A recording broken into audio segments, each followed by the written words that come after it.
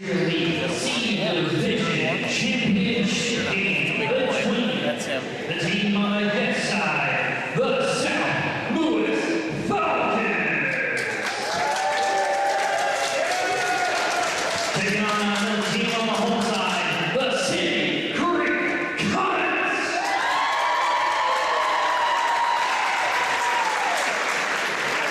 As a reminder, there are certain practices that have a negative effect on sportsmanship and are not to be allowed. Member schools are called upon to enforce these rules wherever their students participate representing the Frontier League. And now at this time, we ask that you all please rise if able and remove your hats for the playing of our national anthem.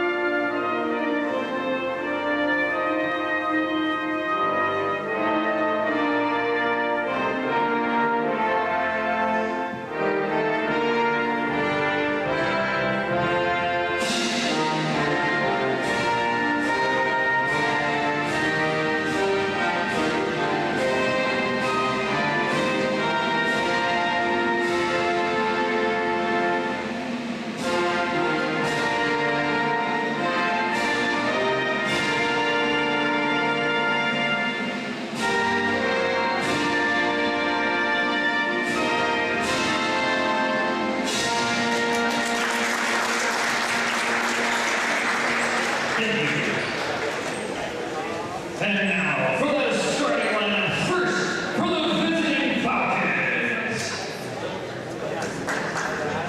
the senior, number 0, Mason Brown.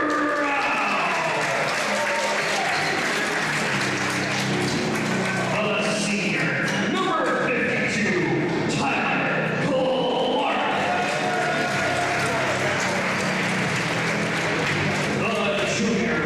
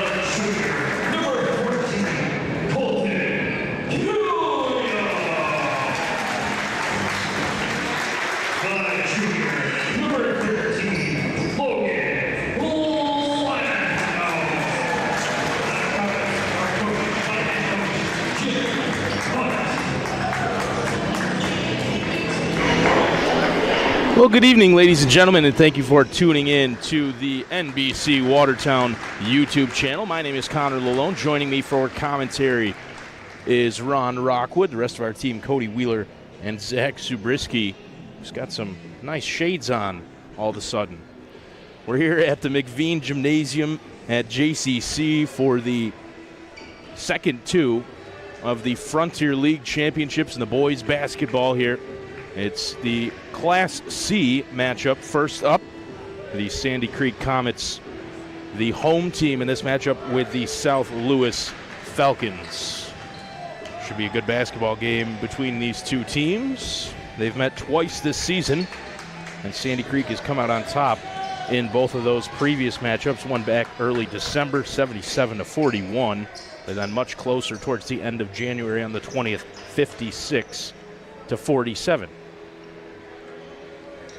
Should be a good matchup, but excited to see what South Louis has got tonight. They pulled off the surprise in the semis, played a great game, knocked off Beaver River, and that was a team that had beaten them twice, so let's see if they've got a little something for Sandy Creek tonight. That was an interesting jump ball formation for Sandy Creek. It worked for him as their best player, leading scorer Mason Ennist, was able to win the jump ball straight back, and they'll have the opening possession. They'll move the ball around the arc, and it's a quick three from the far side. That one no good, but an offensive rebound. Ball taken in by Colton Killiam. Now down low for Ennist. Ennist. He walked, I think. No, they called the drew foul. the foul, yep. Foul against Noah Daly, which will be his first. First foul of the game.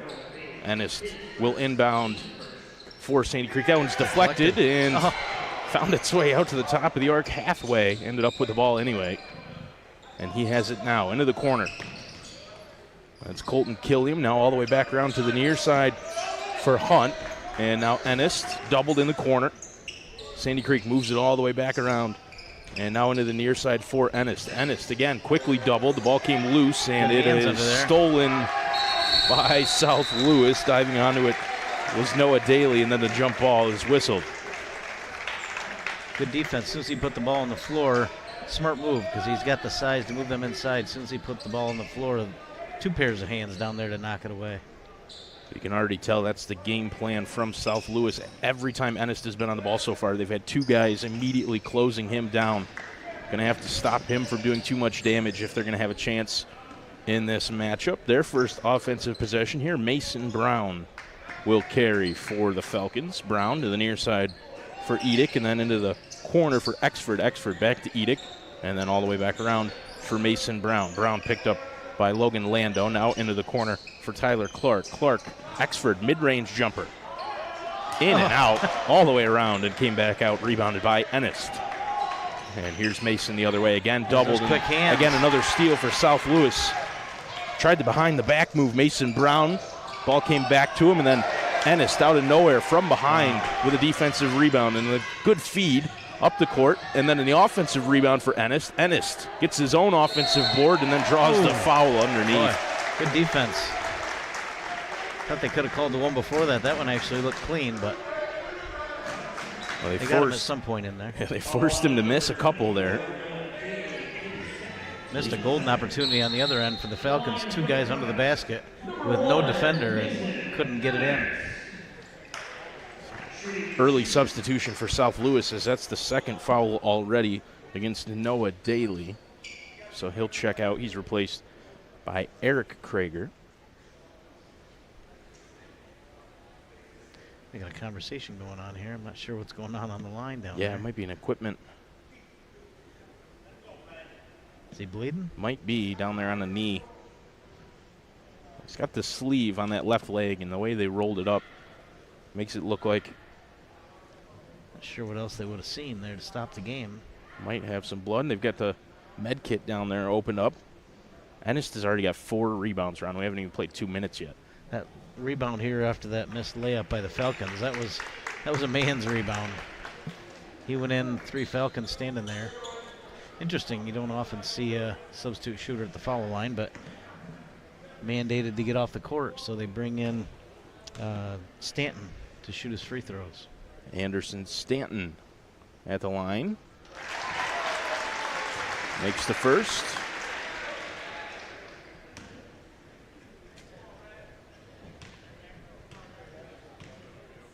And the second free throw for Stanton. Good as well. 2-0 lead now for Sandy Creek after a couple of free throws from Stanton. Krager, as South Louis able to get the ball over half court. A bit of a press from Sandy Creek there.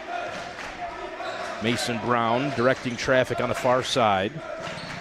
Goes across nice look to inside. Edick. Back out Exford with a long jump shot. No good, that one out of bounds. Unable to reel in the offensive rebound was Tyler Clark. Came off of his hands last. and it'll be Sandy Creek basketball in the near corner. It's like a concerted effort from the Creek to make sure Brown doesn't penetrate and get in the lane. They're going to make somebody else shoot and score. Ball goes back up top for Lando. Travel on the near side against Hudson Hunt.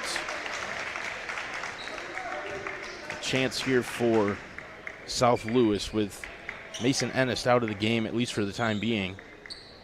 They're trying to patch him up. Didn't really see what happened. He never hit the floor. And taken away, steal for Sandy Creek, driving right to the basket, drawing the foul is Logan Lando. And he'll head to the free throw line for a couple of shots. 3 fouls in the game, all of them against South Louis. This one's the first against Mason Brown. Noah Daly with the other 2. And there's Ennis back out of the locker room. First free throw rattles out for Logan Lando. Ennis ready to check back in. He's got the compression sleeve off the left leg. He's just got a little bit of tape under the left knee. Second free throw good. So 3-0 the score as Ennis will check in and replace the man who replaced him, Anderson Stanton.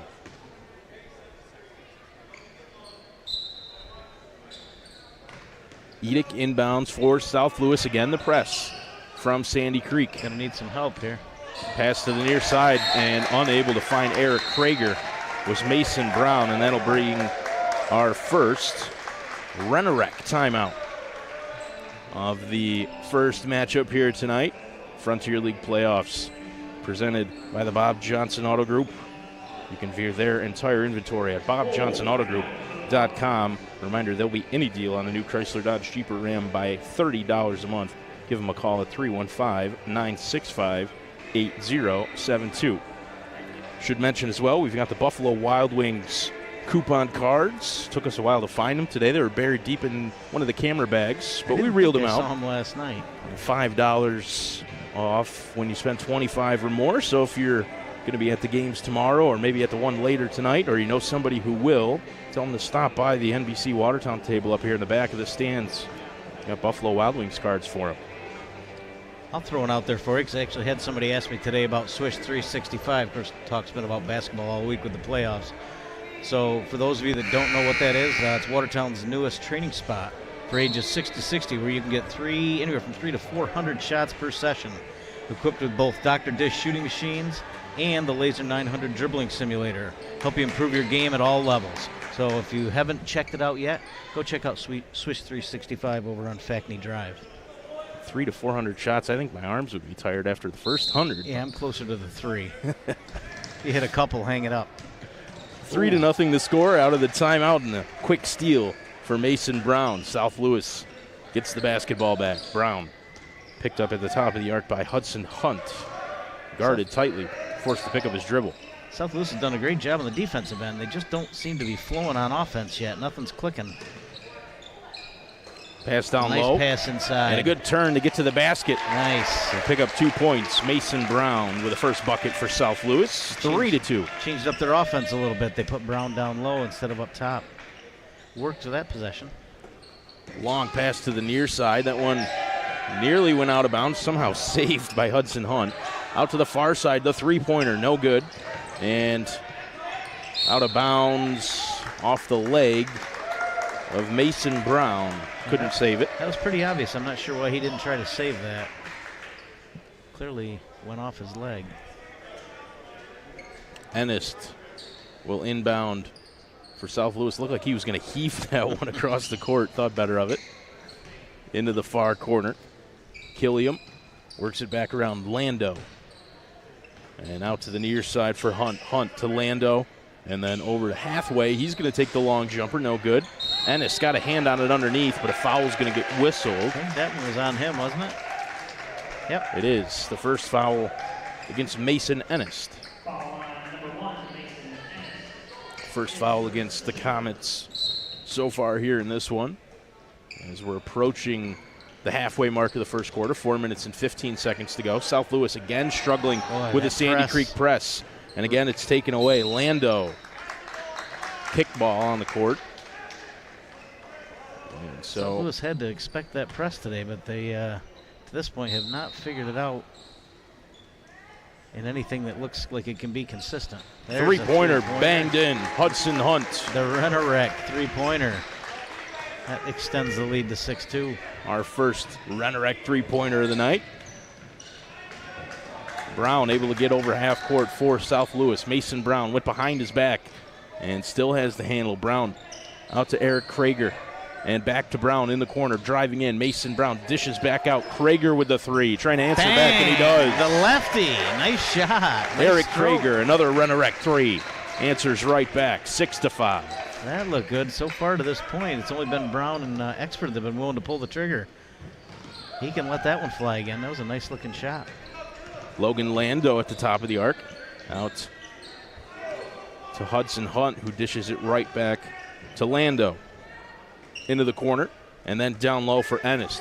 Mason Ennis spinning, dishing back out. Nice Good feed look. to the near side. That's a great pass and a nice shot to pay it off. Colton Killiam, another Rennerek three-pointer. 9-5. Three-pointers on 3 consecutive possessions now. 2 for Sandy Creek and 1 for South Louis. Isaac Edick avoided that travel on this near side. Got it to Mason Brown, who has it now. Brown out to the far side, trying to answer right back. Another three. That one for Edick, and he couldn't reel it in. And rebounded by Sandy Creek. Here they come the other way. Right to the Nice basket defense. was Hudson Hunt. Good defense underneath from Tyler Clark. Brown from way downtown. Off the left side of the iron, rebounded by Hudson Hunt. Hunt into the corner. It is a barrage of threes here. That one goes down. Colton Killiam with another Rennerek three-pointer. All of a sudden it's become a shooting match. 12-5.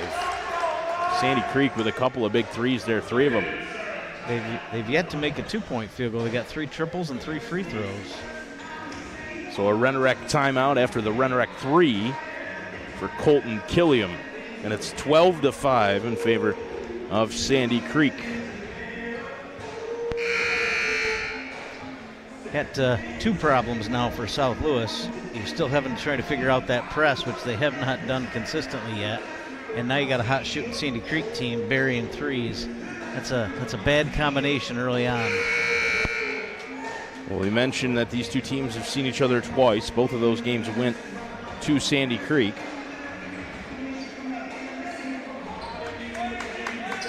They look like they have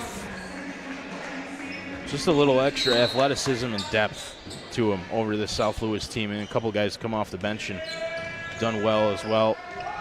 When Ennis came out of the game, he was replaced by Stanton, who did a good job. And speaking of Ennis, there he is with the steal and taking the ball the other way. Mason Ennis. He's determined to go all the way. Dish back out from his knees. Got it to Hudson Hunt. And whistle underneath. I don't know what the... Does he bleed? We got another bleed? Not sure. Could be. It's Tyler Clark who's headed over to his bench. And he will check out of the game, so could be another instance of pointed to his mouth. Blood, I'm not sure. Anything, so he must be bleeding. Clark replaced by Chad Roberts into the game for the first time for the Falcons. Again, South Louis struggling with the press. Brown does get it up the court to Edick. Isaac Edick out to the far side. Eric Krager with the ball. And he hands off back to Mason Brown up top. Brown guarded by Lando. Edick back to Brown. Brown into the corner for Chad Roberts. Roberts, Exford from the mid-range. Nice Good shot. ball movement to find the open shooter, and Exford finally cans one from mid-range. Yeah, he's had a few looks tonight. That one was smooth. And Tyler Clark ready to check back in, so nothing too serious for him. Into the near corner, another three. That one too strong. Missed everything for Killiam. A little bit of a heat check for him after making a couple. Brown to Exford, who then directs traffic. Hands off to Brown off the screen type play.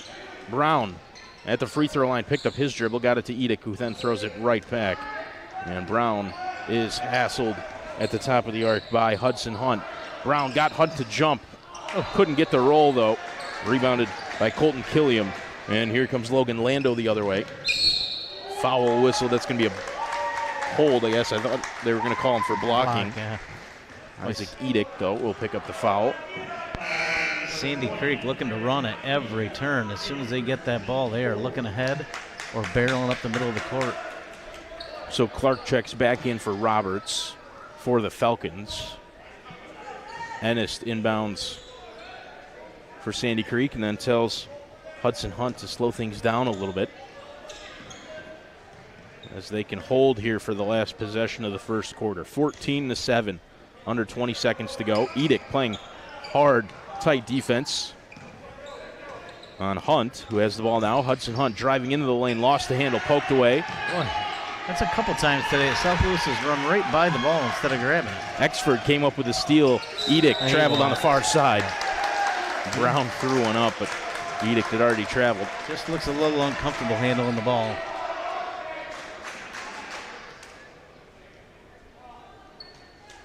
So 2.4 left in the first quarter. And Sandy Creek a chance to get one in bounds and get a shot off. They get it to Ennis. Ennis out to the near side. Jumper. Would have counted. That was close. It was pretty close. Doesn't matter. It's Hathaway off the right side of the iron and out. So 14-7 the score at the end of quarter number one. Colton Killiam leading the way with 5 points for Sandy Creek. Ennis had those 4 rebounds in the first minute 45. Doesn't have one since then. I thought Killiam had 2 threes. He does, so I can't count. So I'd give him 6? It's 6. It's 6, not 5. I don't know how to count tally marks. I just didn't think your total came to 14. I thought it was at 13. No, it does. You were right. So 14-7. Killiam with 6 to lead all scorers at the end of the first quarter of high school basketball. The Frontier League playoffs presented by the Bob Johnson Auto Group.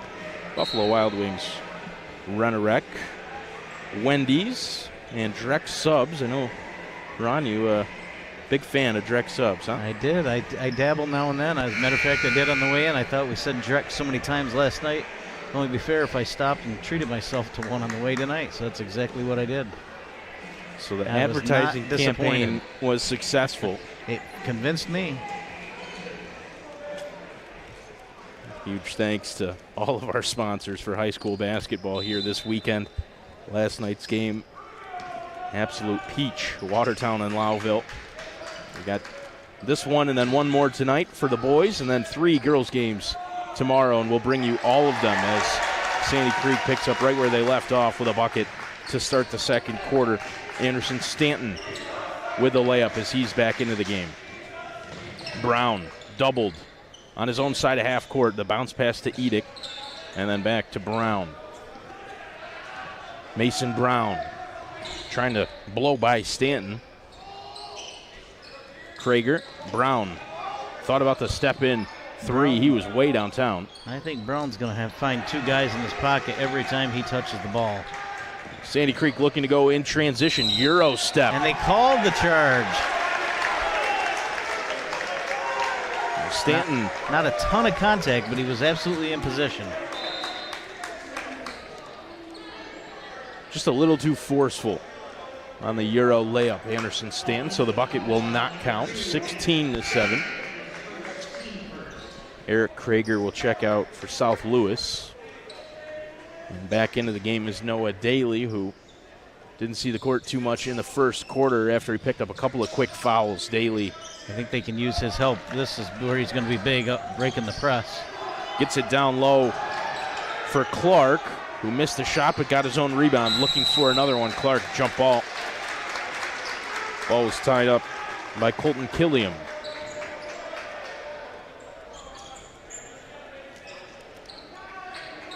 Daly will inbound for South Louis. You're right, Ron. That was a big loss for them in that first quarter. The fact that he couldn't really play too much after picking up a couple of fouls. Blocked by Killiam, and here's Sandy Creek in transition. Good look right at the basket for Alex Caulfield, doesn't go, and then the three is short from Hudson Hunt. Fight for the ball on the near side, big collision. Well, I'll tell you what, Alex Caulfield hasn't been in the game for all of about 30 seconds. He's already been involved in a couple of high-speed collisions. When I think he's going to pick up a foul for. I would think he earned that. He does. So the first foul against Alex Caulfield. Mason Brown at the top of the arc. Dishes off for Exford. Exford fakes the pass. And then dishes for Tyler Clark. Clark to Daly. Noah Daly. Out to Edick. Edick. Nice try and pat. Look for Exford underneath. I somehow. wasn't sure it got through. It didn't really, but Exford able to reach around and get it somehow anyway. Brown uses the glass. Nice move. Mason Brown, mid-range jumper off the backboard and in. I think Brown is happy to have Daly back on the floor. Just gives them another scoring threat. All of a sudden they weren't doubling him anymore. Give him a little more space. Quick three for Another Caulfield. triple. Resurrect three. 19-9. Alex Caulfield from beyond the arc. Brown get it across half court here. There we go. He does. Gets to Daly and then out to Edick. Edick, his pass was deflected and then taken away. Good steal, good hands from Hudson Hunt, who's trying to push the tempo. His pass was kicked as he tried to push that one to Anderson Stanton. Sandy Creek defense creating a pile of turnovers already, only just a little bit into the second quarter. Really the difference in the game. And besides the three-point shooting, here comes another one. Off the front of the iron, and Brown comes away with it. Brown in transition. Stripped from behind. They're going to call the foul. And a the tee. technical. I think that is probably justified. Absolutely. The way Stanton slammed the ball down. I can understand Stanton being upset with that call. Yep. He thought he got a lot of the ball, and I thought he got a lot of the basketball too, but enough of the man from behind with that left hand on the back. Not exactly sure he got it for the spike into the ball. I think the John directly at the official afterward, that's why he got it. I get it. You're upset. You thought you made a great play. You may or may not. You don't jaw at the official. They're not going to let that happen.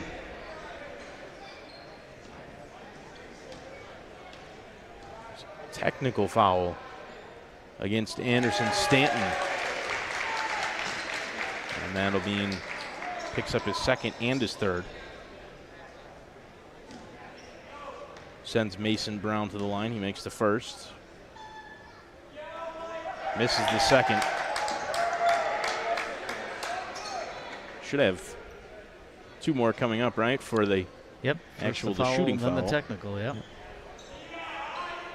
Chance here for South Louis to make a little run all on this one possession.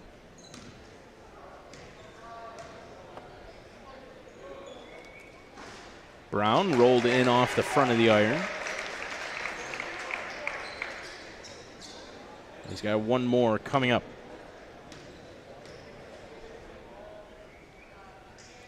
Nice trip, 3 out of 4, and I believe possession. Will be Falcon basketball on the near side. So a chance here for South Louis to really cut into the lead. And Sandy Creek took a run-a-wreck timeout. We'll talk things over. Not a bad timeout there. Yeah, collect everybody. Jim Hunt. Give him a chance to calm the nerves a little bit, calm everybody down, settle the tempers during the run-a-wreck timeout. Take just the 30 seconds. You can question the personal foul. I mean, the officials got a lot better view than we have from up here, but you can't question the technical. That just can't happen. Sandy Creek, though, with a comfortable lead. The 3 points, has just all that's done is trim the lead to 7. South Louis can get a bucket here. They're right back in it. Noah Daly inbounds to Exford, and then bounce pass for Daly. Daly as he went through the lane, had it taken away by Mason Ennist. Ennist Euros into the paint, in and out, fights for the rebound and comes away with it, and then stolen out. Brown took it away. Right out of his hands, Mason Brown. Still laying on the ground looking for a call. Ennis now sprinting back Nice into the pass. play. Pass underneath, taken away by Mason Ennist. He got it to Caulfield. I'm not sure he didn't hurt himself when he hit the floor, Ennist. He's been holding his hand since he got back up. Still is now. Bent over on that far sideline. Wrist, I think. Might have Right landed wrist. awkwardly.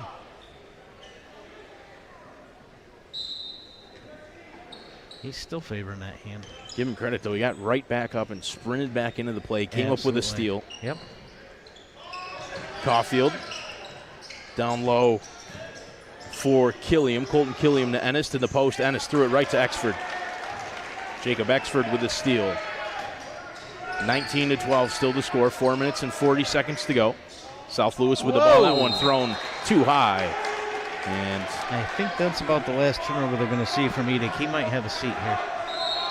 we've got Eric Krager ready to check in. And he does replace Isaac Edick. Krager, remember, buried that three for South Louis. Just another weapon for them offensively. Maybe they can use him. Killiam from the corner. Missed everything. Offensive rebound for Ennis. He is a force inside, just so strong. Still favoring that wrist. He's going to inbound the ball. Under the basket down to our right-hand side. Ennis into the near corner. He walked, I believe. Did travel. Hudson Hunt, one too many steps.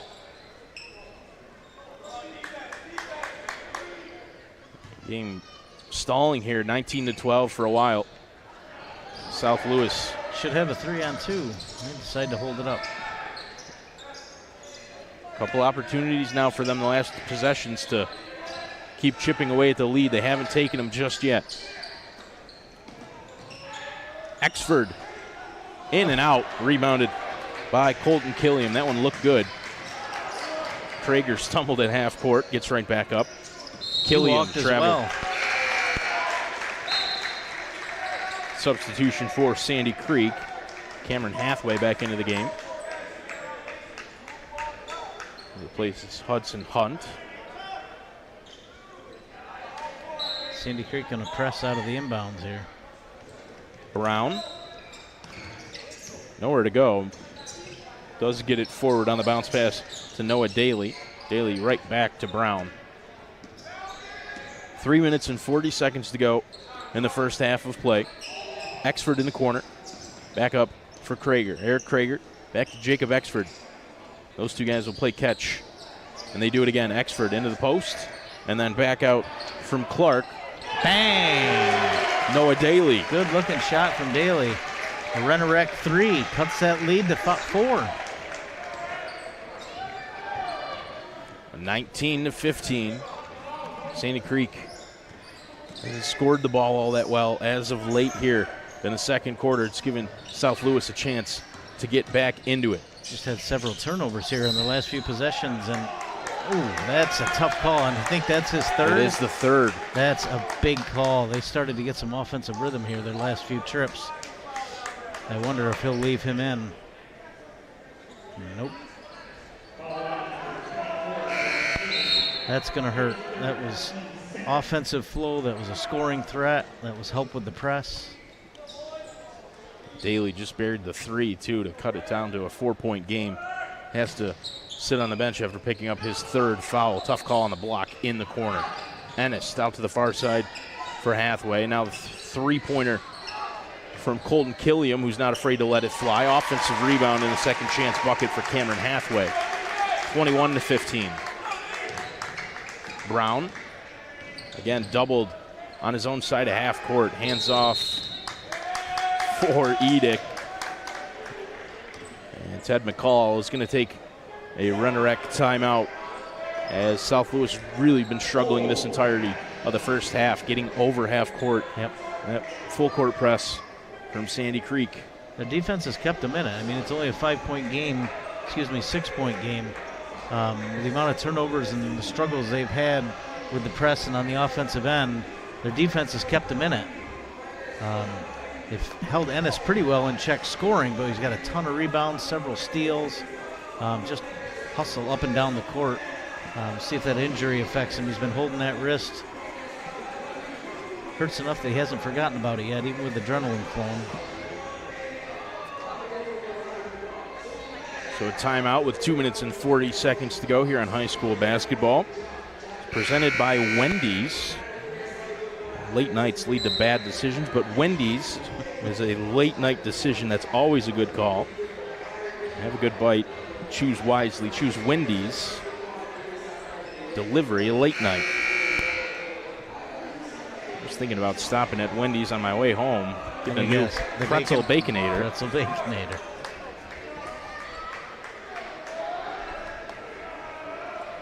Could also stop at direct subs. You can never miss with a direct sub, I got to tell you. Out of the timeout, South Louis basketball poked out of bounds. Up into the stands. Anderson Stanton is back into the game after picking up a technical earlier. They better get it across half court quickly, and they do. Brown poked from behind by Stanton. Nice Here's look up ahead. Sandy Creek the other way. Well, he's got good court vision. Great feed to find Colton Killiam, who lays it in with the right hand. 23-15.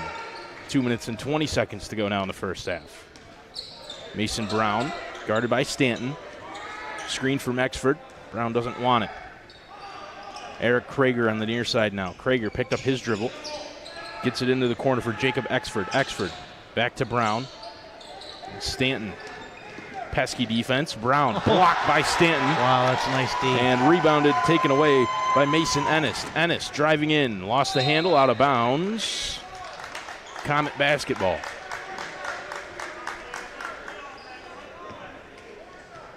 Wondered if Anderson all kinds Stanton, of aggressive when he's got the ball in his hand. wondered if Stanton would be a little less aggressive defensively after picking up that technical. He hasn't been one bit. Big block there, and only one way he knows how to play, all out. And Ennis has been the same way, especially like you said, offensively when the ball's in his hands. I mean, he goes right to the basket. He is going to the hole. Screen from Clark. Brown picked up his dribble, gets it to Edick up top, and then right back to Mason Brown. Brown driving in, stepping into the three-pointer, in and out. Rebounded by Ennis, and he heaves it up the court for Hudson Hunt. Hunt driving in around Brown, uses the right hand from the left side. Quick burst there. All of a sudden, we got a double-digit lead for Sandy Creek. South Louis gets it over half court. Mason Brown picked up his dribble into the corner, near corner for Exford, and then back into Brown. Deflected out of bounds by Stanton. Such quick hands defensively for Sandy Creek. They knock away so many passes. Isaac Edick will inbound for the Falcons here with a minute to go in the first half. Gets it inbounds to Tyler Clark. Clark hands it off to Brown. Didn't have a lot of space to work with on the near side. Screen from Krager. Foul is going to be whistled underneath as Brown was driving in. That'll be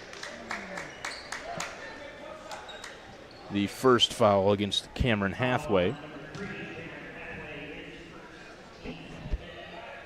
Once again, Mason Brown at the charity stripe. Under a minute to go now.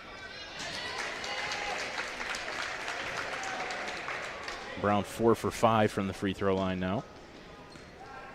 Well, if Daly doesn't get a heck of a lot of more time on the court, South Louis is going to have to find somebody willing to put the ball up in the air around the rim.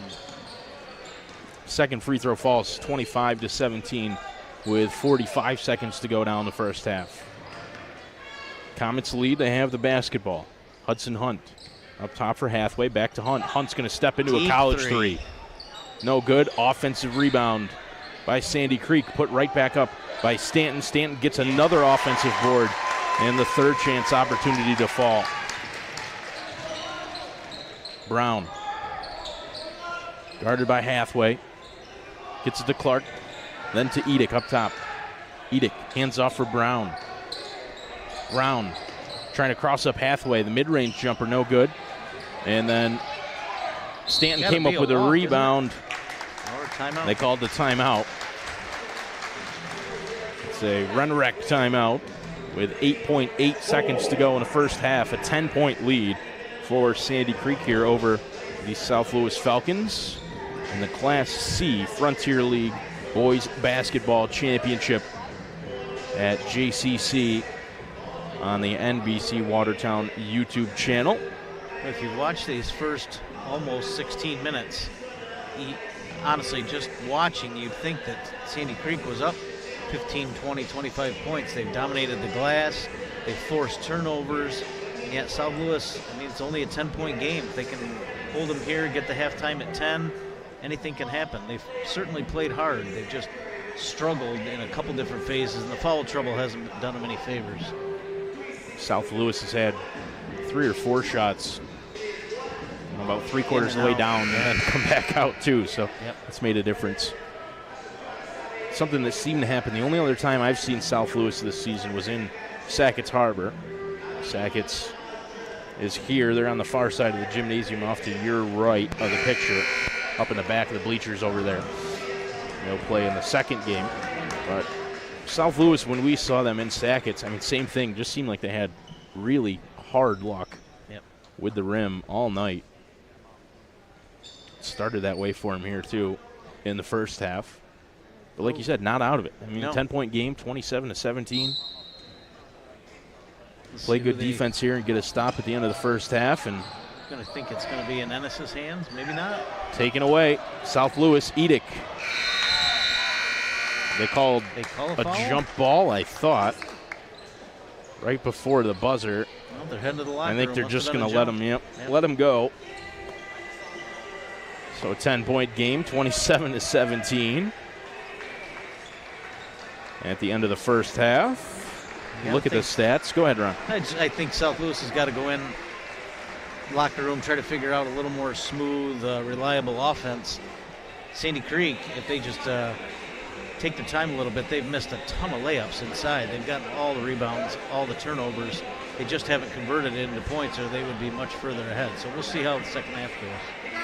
Mason Brown, unsurprisingly, leading the Falcons in scoring with 8 points. He's got 3 steals to go along with that. For Sandy Creek, Colton Killiam with 8. Hudson Hunt with 7. Mason Ennis with 7 boards and 4 steals, getting it done defensively.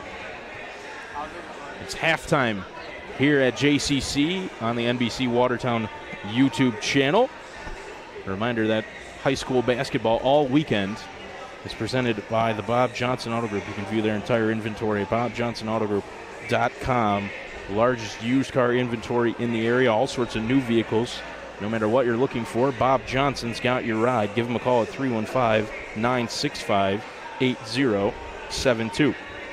You a shooter, Connor? I wasn't much of a shooter, no, but maybe I should have gone to Swish 365. Well, I'll tell you, that brand new Swish 365 will take you from being a shooter to a maker that all coaches want. They have 5 shooting bays for you to get that extra work in during the off season or between games. You also have an interactive dribbling simulator engineered to help you build your ball handling skills.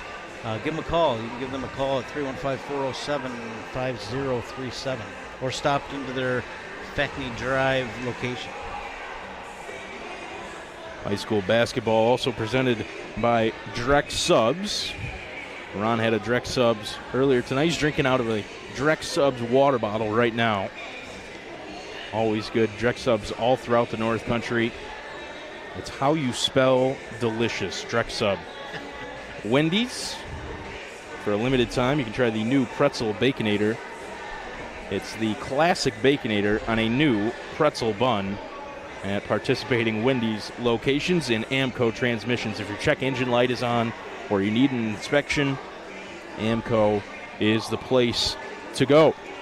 So halftime, 27-17 in our first game tonight. Sandy Creek leading over South Louis. We're going to take a break for about 7.5 minutes. and we'll be back for the second half of action.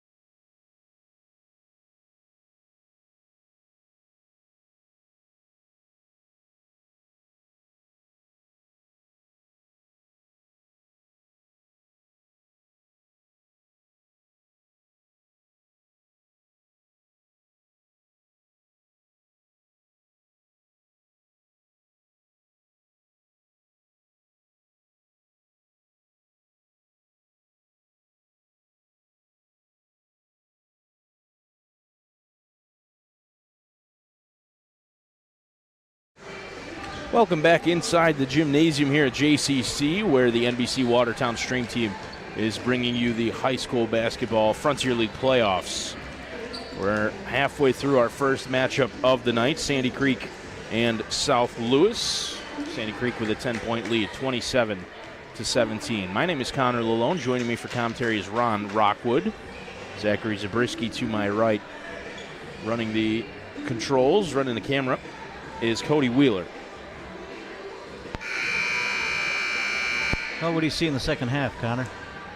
What are you expecting to see here as we get back to action in just a minute? Yeah, I think the big thing for South Louis is how long they can keep Noah Daly out on the court. He picked up 2 fouls early in the first quarter, picked up a third about halfway through that second quarter. And the time that he spent on the bench versus the time he's been on the court, I mean, the difference for South Louis has been staggering. Yes, absolutely. The ability to get him the ball in addition to Mason Brown, who's their main ball handler, really changes them entirely offensively. Yeah, even without the scoring, just the look of their offense, the look of that press break, completely different with him on the floor. And it wasn't all him, but it's just they flow better with him on the court. Quick three from the near corner. That one too strong from Killiam, but an offensive rebound for Logan Lando. Lando's going to take one now himself. He's fouled on the three. On the triple. That was on Brown. I believe that's the first against Brown. No, his second. Yep. So Lando heads to the line for 3 shots.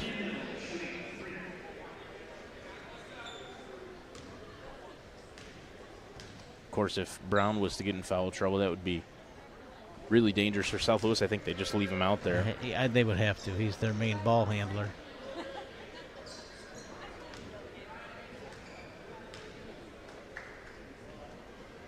Second free throw rattles in from Lando. He's got one more coming up.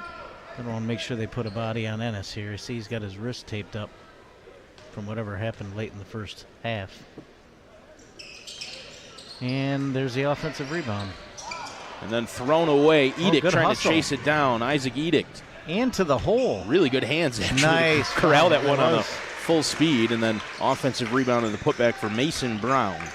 28-19. Lando went 1 of 3 from the line there. Edict deflected out of bounds. Last touched by Colton Killiam. Turnover for the Comets. Edict does not want to dribble. gets it to Brown. Brown doubled on the near side. Pass deflected, falls to Edict. Edict taken away. Steal for Logan Lando. Ball came loose as Lando drove into the paint. Actually, it was Hunt who drove in, lost the handle. Oh, he had a player up ahead, but he didn't take it. Brown does get the basketball eventually from Noah Daly. Brown underneath, out to Edict. Edict faked the 3, steps into a mid-range shot.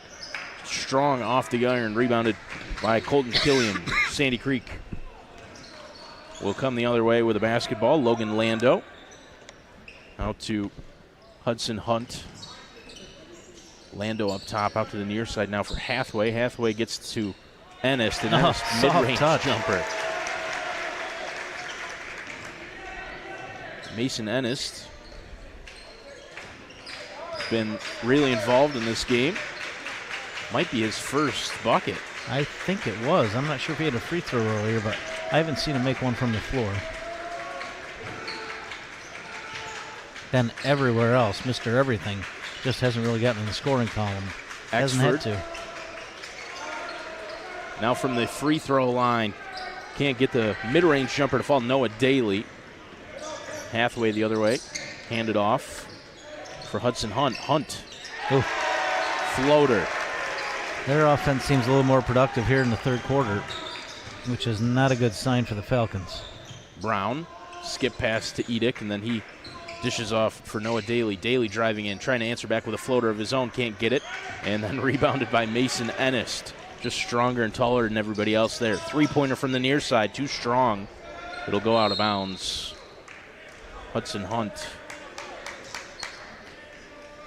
Had a good look, just couldn't get it to go. Their offense has really gotten in a little rhythm now. South Louis yet to do the same. Daly gets it to Brown. Mason Brown will slow it down. Exford on the far side in front of his own bench. To Edick, now to Brown. Back to Edick. Into the free throw line. Too much mustard on it for Daly. Taken away by Sandy Creek. Lando to halfway underneath. And Sandy Creek unrelenting with a full court press. Brown driving around Ennis. Brown held up long enough to get around Colton Killiam, but not long enough to get the ball. I was going to say, that was him. He extended that arm. They've got to call that. I know he doesn't like it, but so Ennis, once you extend that arm, it's an easy call. Fought hard on the boards. He's done a fantastic job. I think just those constant hands checking him, starting to get on his nerves a little bit. Exford on the inbound play. Can't get his shot to go, but he is fouled. So 2 shots coming up for Jacob Exford. It'll be the first foul against Colton Killiam. First foul against Sandy Creek here in the second half. Too strong from Exford on the first free throw attempt. 4 minutes and 37 seconds to go. 34-19. 34-20. Exford 1 for 2 from the free throw line that time. Sandy Creek comes the other way. Lando now out to the near side for Hunt. Into the corner for Ennis. Ennis guarded by Exford. His pass was read and deflected, taken away. Brown driving in. Brown draws the foul on the floor. Wasn't sure he was going to go to the basket. I thought he might pull up, and then he just decided to take it to the rack. Ended up getting a foul out of it. Good play. Eric Krager ready to check in for South Lewis. He'll replace Isaac Edict. Second foul against first foul actually against Logan Lando. Krager now inbounding for South Lewis. Bounce pass. Nice look. And one. Count the bucket. That's a nice pass inside. Good look. Noah Daly. Daly able to finish. Got the man to jump with a spin there and then through the contact. Gets the layup to fall.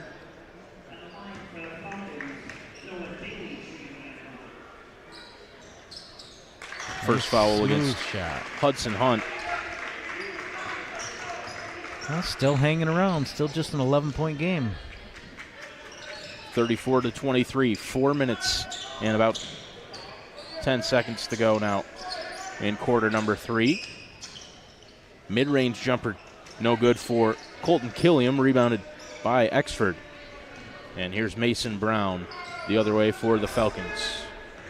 Brown picked up by Hathaway as he gets over half court. Dished off to Tyler Clark at the top of the arc. Clark to Exford. Exford to Krager.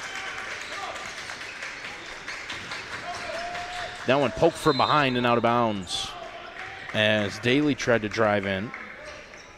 Still 14 on the shot clock. Plenty of time. No need to rush. Last time they inbounded down on that baseline, there's again. They found somebody just coming to the basket. Brown threw a lot of contact. Nicely done. Glass. Patient. Cut it inside of 10. Got a 9-point game.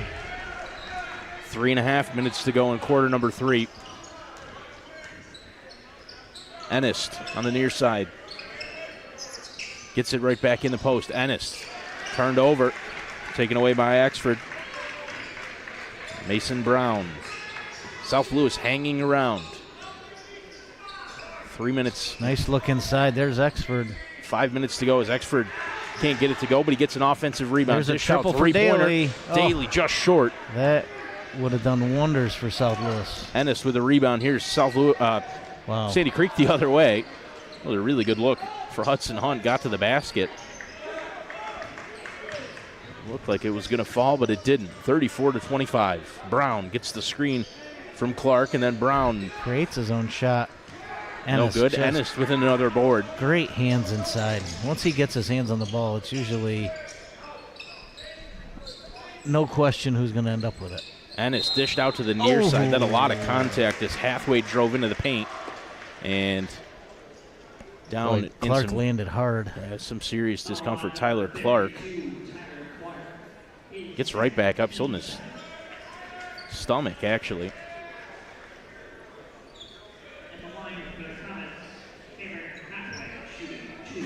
So Hathaway will head to the line. They're going to call that a shooting foul.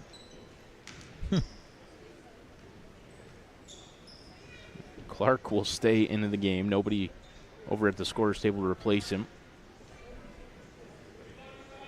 2 shots for Hathaway.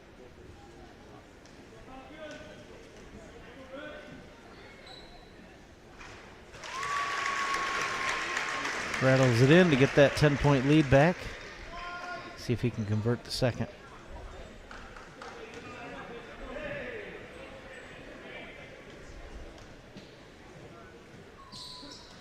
He does. And now stoppage in play, substitution Anderson Stanton back into the game. He's been all over defensively. Thought he had a steal earlier in the first half and then was upset about the foul call. Picked up a technical, but that hasn't altered his play at all. He's been aggressive on defense. He's had a couple of big steals since then. That one is stolen, but it's Mason Ennist. With Ennist in there, you cannot throw the ball through the lane like that. Ennist went right to the basket in transition, and the finger roll for 2 points. Daly dishes to Brown. Mason Brown. Now guarded by Stanton at the top of the arc. Brown to Krager. Into the corner for Exford. Exford traveled. I thought he had the 1 foot set. Did as well. Even did a little demonstration over there, too. He showed him what he did, but apparently the ref still thought it was traveling. Hudson Hunt carries the ball for the Comets, gets it to Hathaway. Down low, Mason Ennist. Skip pass for Hathaway. Hathaway's going to take one from beyond the arc. Bang! Renarek triple. Now starting to open up that lead again, up to 16. South Louis has played pretty good defense in this one, but they just haven't scored the ball. Ennist again with another steal. And the look ahead. Oh. Not got the a player finish up that ahead. play deserved. Long pass down the court. And Ennist that's going to be on fouled. Ennist. Yep, from behind. Got Clark. Well, you spotted it. Tyler Clark was way up the court. Hadn't gotten back in transition yet. Yeah, I think that was the ball it. turned over again quick. Second foul against Ennist. Tyler Clark will shoot 2. First one off the right-hand side. South Louis left quite a few points on the line already today. You get down like this, you got to take the ones they're going to give to you free.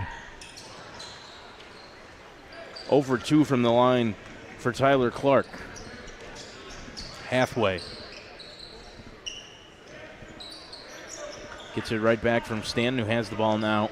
Anderson Stanton at the top of the arc, guarded by his opposite number 2, Eric Krager. Now on the ball, Hudson Hunt. Hunt driving in. Good Dishing defense. back out. That one came off the foot of Krager, but we play on. Ennist going to take the 3. In and out. Rebounded by a combination of Tyler Clark and Eric Krager. There was some contact underneath. I think Sandy Creek wanted a foul. No whistle. Mason Brown. Near side, Noah Daly. Daly. Pass down low for Brown in the post. Brown doubled. Dished out. Krager from the corner. Short. Ennist. Boy, Clark battling down there with Ennist. Jump ball going to stay with the Falcons, I believe. Chance to take the last shot. Still down 16. They've played decent defense in this quarter. Just cannot get in an offensive rhythm.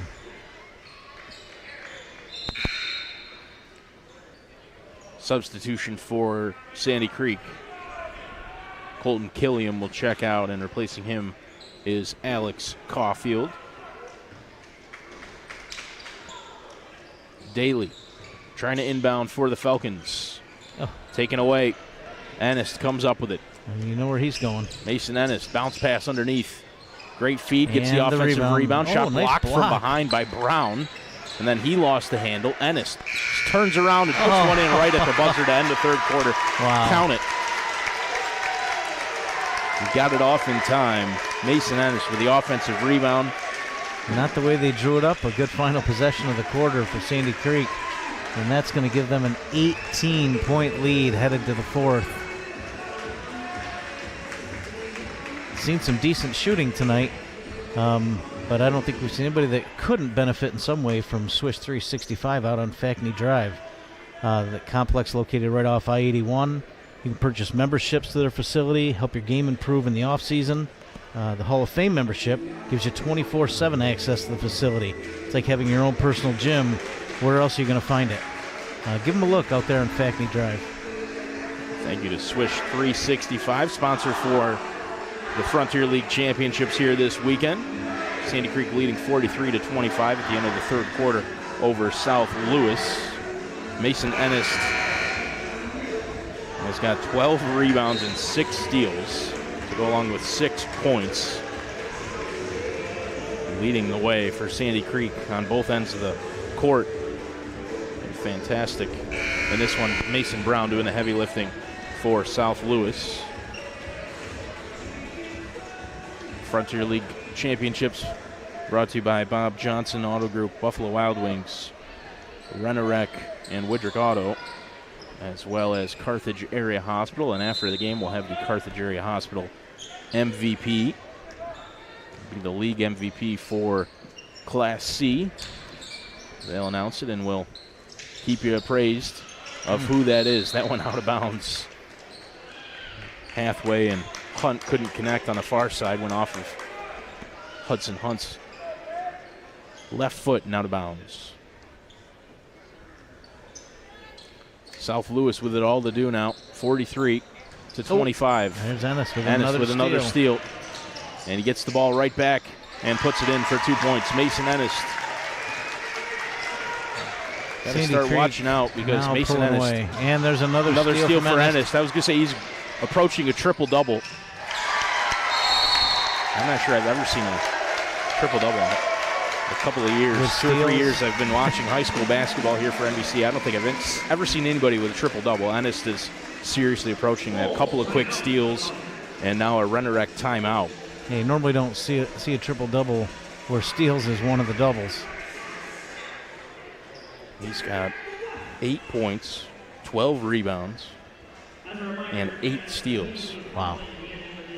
So well within his reach. You wouldn't have thought points would be the ones he'd be looking for in the fourth quarter, but he has played a phenomenal game defensively. Both ends of the court on the glass. I don't know if he's keeping track of assists down there, but he's made some fantastic passes as well. I was going to say that's the other side of it, too. That's the one stat Zach doesn't have on his sheet there that he's keeping track of. But, again, assists. I'm not sure he's approaching 10, but he's got at least 4 or 5. Absolutely. Yeah, especially in the first half, he found himself in the lane a few times, triple-teamed, and was able to find the open guy, get him an open shot. Really a good all-around player. He's played hard.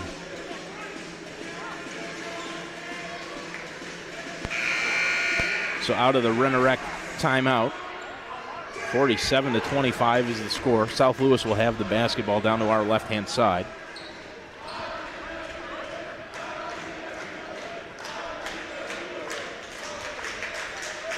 Well, Ennis is going to have somebody got a free throw? I thought Ennis had just made a shot. I thought so, too. I'm not sure what the alignment here is. I guess they're now going to bring it in bounds. South Lewis needed somebody to throw the ball in bounds. I'm not sure they realized they were getting the ball.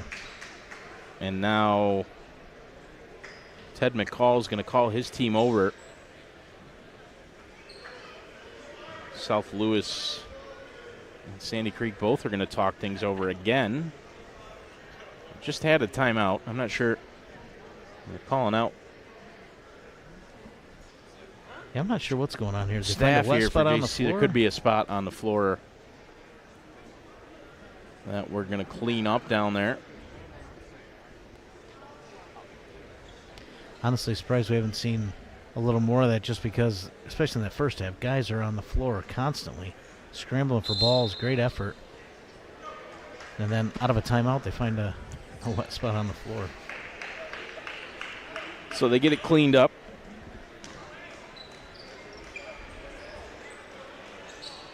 And now South Louis will inbound. Noah Daly will have it. Sandy Creek up big.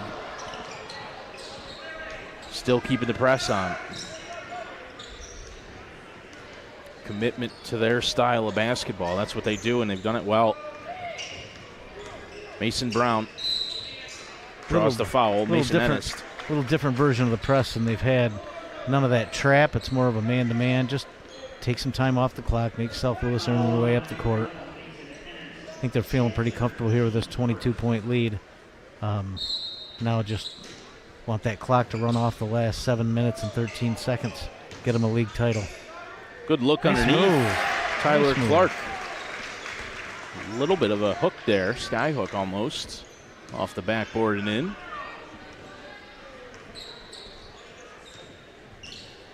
Hathaway to Caulfield. Alex Caulfield back to Hathaway, out to the near side for Hudson Hunt. Hunt to Caulfield. Now down low, Ennis. Mid-range jumper in and out. Offensive rebound initially by Stanton, and it comes all the way out for Hathaway. Now Caulfield. Hunt to Hathaway. Into the corner. Stanton fakes the shot, steps into the mid-range. No good. Ennis tried to poke it out. Nobody there for Sandy Creek, and now here comes Mason Brown the other way after the rebound for Jacob Exford. Brown.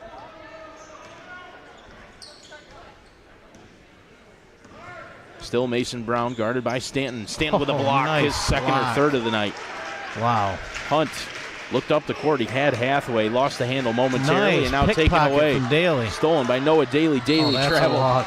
He did. He was trying to throw that one ahead for Mason Brown, and I think he saw Brown flash up ahead. When he looked up again, when he left his feet, Ennis was standing there.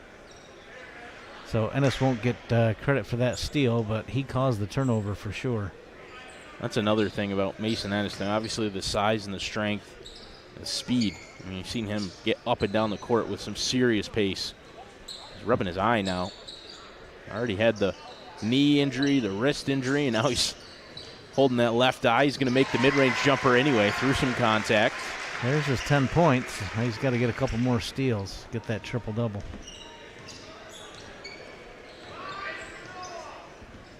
Mason Brown gets the screen from Clark. Brown in the near corner, poke free briefly. And then the mid-range floater off the glass, no good for Noah Daly. Sandy Creek the other way. Hunt against Edick. Hunt into the corner. Caulfield back to Ennis up top. Comets content to run the clock down, run their offense, and use most of that shot clock.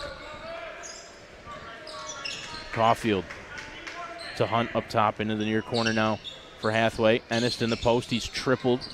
Gets it out. Three-pointer. Too strong from Hathaway. Offensive rebound by Caulfield. No, taken away. Daly. Noah Daly with the board. Mason Brown Ooh, steps quick into three. a three.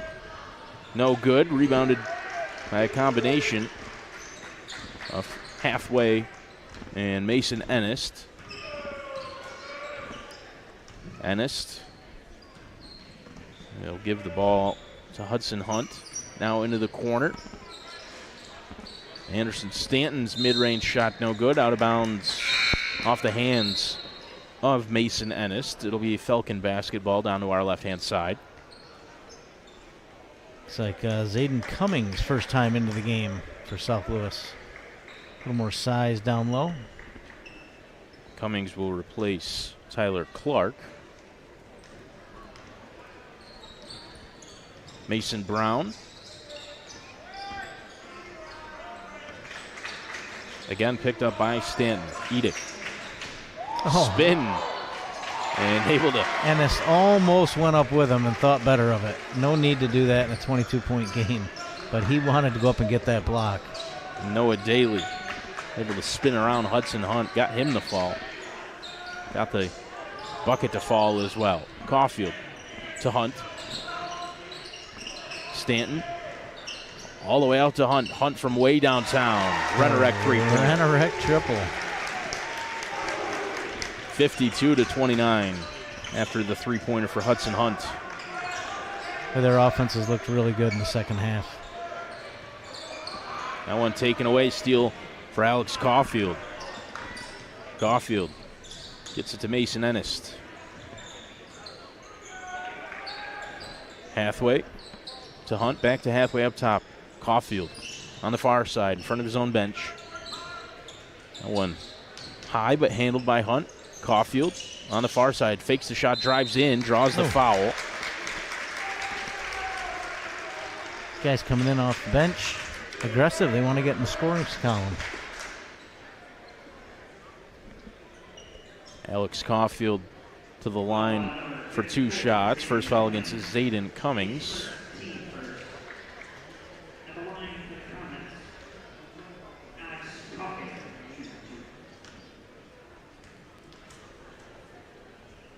South Louis getting a few more of their guys in off the bench.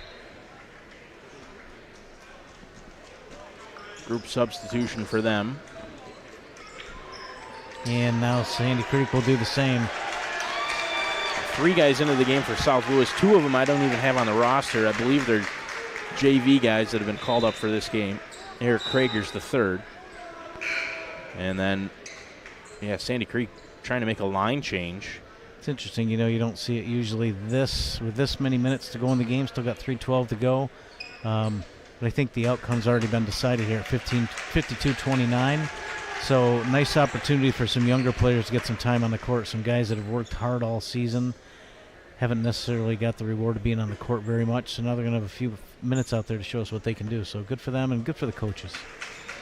Aiden Rudd into the game. Hunter Saluri. Kalen Zaire. And Brady Saluri as well. And 2 more coming in for Sandy Creek. I feel like they just subbed 4. One of them going to come right back out. Caulfield. One's got to come in for Caulfield. Made his free throw. Shot. He will come out. I don't know who else is. I was going to say they can't. Dalton Mackey came in for Caulfield. I think is Brown the only starter on the floor now for South Louis. Other than that, we got nine guys off the bench, so good for them. Let's see some scoring here. Cummings dished off. Eric Krager now driving in. Krager goes right to the basket, draws the foul. The hoop and the harm. Nice move. And 1. And we'll send Eric Krager to the line.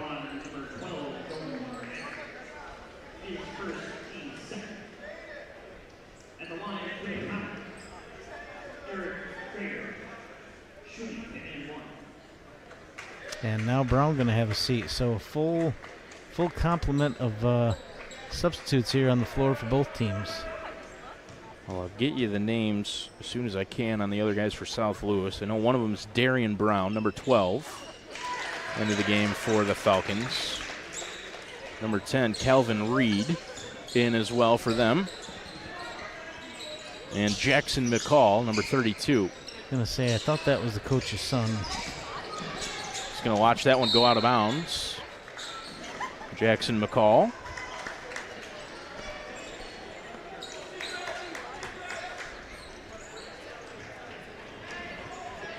Brown with it now.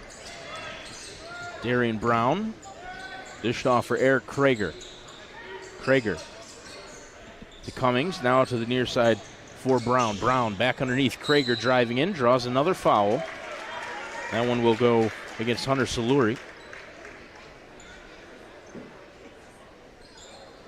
With 2 minutes and 21 seconds to go. Krieger taking advantage of his speed out there against the size that Sandy Creek's got on their line. Going right inside, Fearless. See if he can get a couple more points to add to his total. There's one. One more substitution for South Louis. Rody Marino will come in.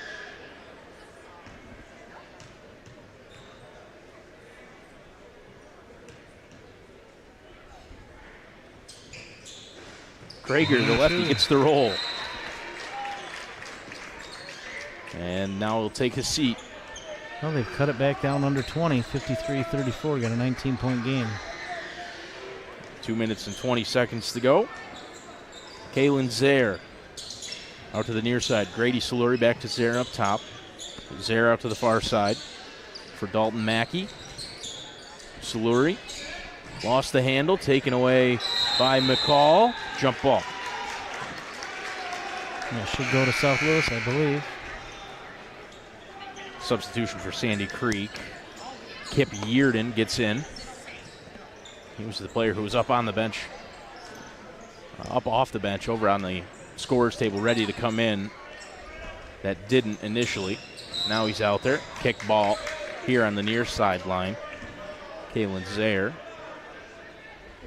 whistled for the violation. Under 2. Let's see somebody put the ball in the hole here. Kelvin Reed gets the ball inbounds. I think that's McCall with the ball. McCall up top. He's going to the hole. McCall driving in. Good look for him.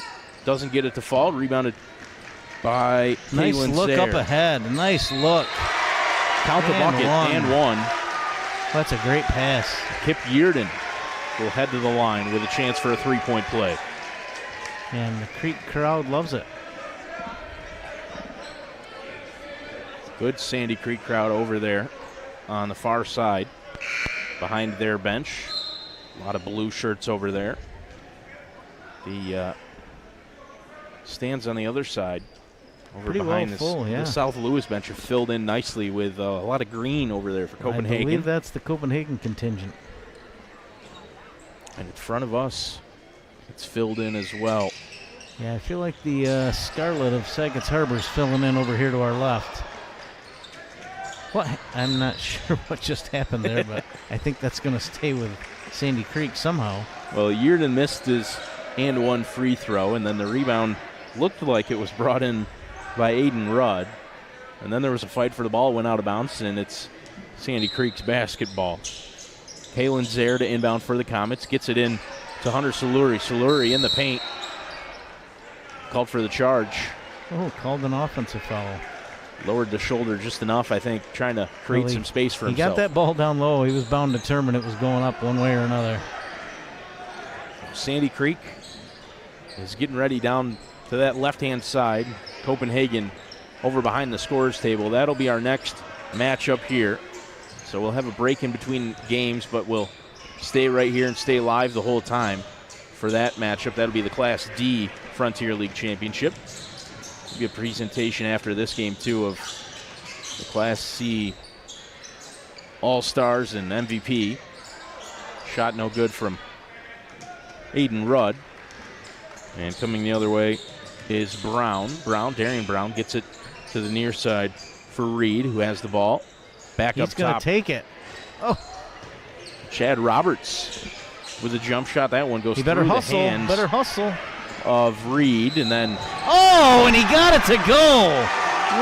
Wow. Nice body control. Giving the crowd a little look as he goes back to the line. Kalen Zaire. That was nice. Watched him stand up. He gave a little flex even. That was a lot of contact, too. Nice finish. Chad Roberts coming back in defense. Got a lot of the body. Got Zaire hard. Zaire just threw it up there. Got it to fall in. What a bucket. Chance for a three-point play.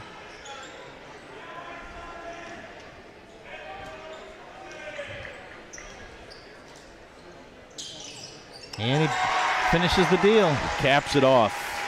Deserved that three-point play after making that bucket through all of that contact. 58-34 with 40 seconds to go. I'd like to see one of these guys from South Louis fill up the bucket. Well, maybe he's going to get a chance on the line. Foul underneath. Is that 5? I think he will go to the line. It is the 5th foul against Sandy Creek. And it will send Aiden Simmons to the line. First foul against Aiden Rudd.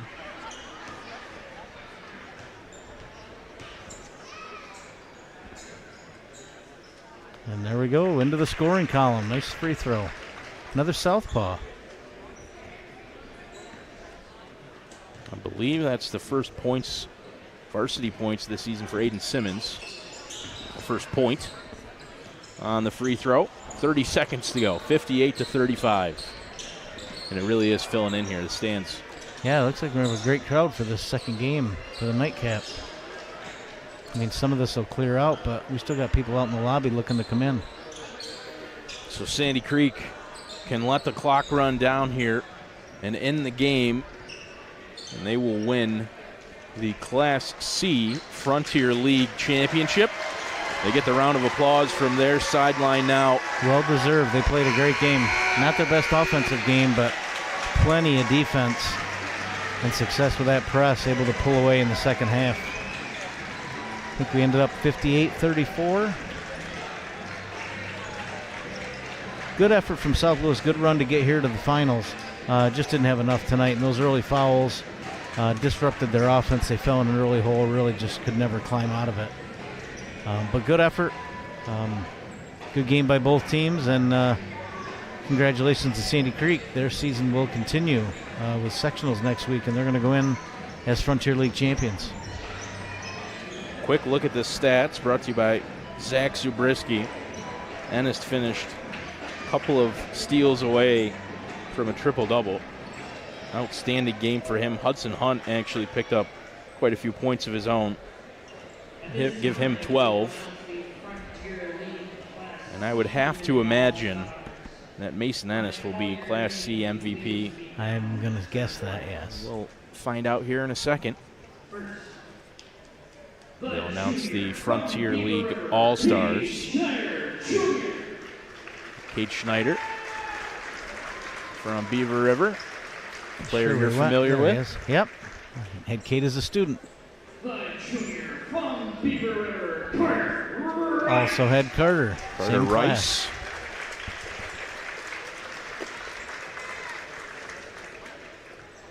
The senior from South Louis, Mason Brown. Mason Brown, obviously deserving. Frontier League All-Star from South Louis. Had a great game. Yeah, played very hard in this tonight. one. And there's Ennis.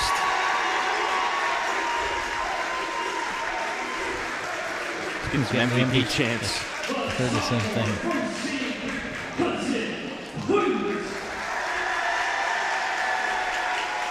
Hudson Hunt. Just from a Sandy Creek. sophomore. Good future ahead of him. Yeah, I know they typically. The Class C Division MVP. Here's the MVP announcement. The senior from Sandy Creek, Mason Ennis. And it is Mason Ennis, the Carthage Area Hospital MVP of Class C here in the Frontier League. Deservingly so. Outstanding basketball player. Played hard tonight. Through a couple injuries. From Sandy Creek, Jim Hunt. Again, well-deserved. Regular season and playoff champion, Sandy Creek. Great coaching job. So there you have it, your Frontier League Class C All-Stars. Finally, the Frontier League Class C Division champion. And the Class C champions, Sandy Creek, they'll storm the court here after defeating South Louis 58-34. I was fortunate enough to win the Frontier League a couple of times in different sports. I mean, it's a cool feeling. It's super neat. You earn it, absolutely. Nobody goes through the season easily. You got struggles. You got rivals. At the end of the day, when you're the last one standing, you know you've earned it. So the Class C champions, the Sandy Creek Comets, defeating South Louis. They'll improve to 15-4 on the season. Reminder, we're going to get set for our next matchup, our second and final matchup of the night. will be Sackets Harbor and Copenhagen in the Class D finals. We're going to take a short break before that one. And we'll be back at the start of that game for the Frontier League Championships in the Class D. Congratulations to the Comets. Well done.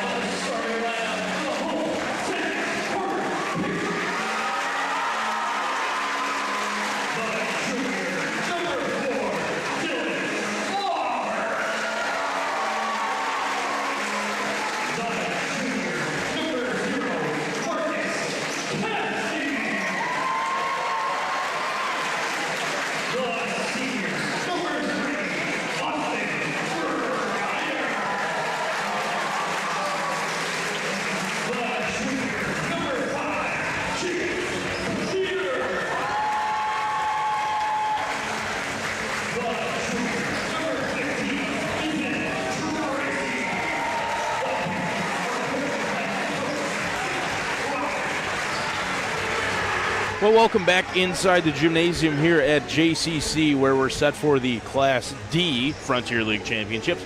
My name is Connor Lalone. Joining me on commentary, Ron Rockwood, Cody Wheeler on the camera, Zachary Zabriskie on the computer for us. What should be a really good matchup between these two teams. It was our second game of the season. We were down in Copenhagen, watched these two teams square off in a game that Sackets Harbor won 59-45. Sackets with just the one loss on the season. That was at Dwaynesburg on the 29th of December. So this should be a really good matchup. Yeah, these two should know each other pretty well. Samuel Carroll gets set for the jump ball with Ethan Tracy, and Copenhagen wins it back.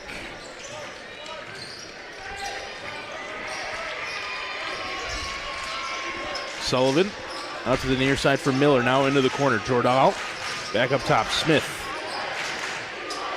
Copenhagen with the first offensive possession of the night. Sullivan driving against Peters, drives in. Sullivan lost the handle, taken away. Nice Peters with a block. hand on the ball. Castine nice with a great look feed ahead. underneath. Wow, nice look. Ethan Tracy in transition, the first bucket of the game. It's 2-0. Sackets with the lead. Miller over half court for the Knights. Miller driving in. Miller Nice move. changed that one midair. Again over the defense. Tracy again in transition. 4-2. Copenhagen not getting back quick enough to prevent Ethan Tracy from picking up a couple of quick buckets.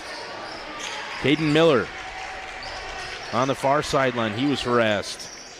Dylan Aubert with a hard defense that time, and Aubert again on Miller on the far side. Miller driving in, up over Aubert, hit the side of the backboard.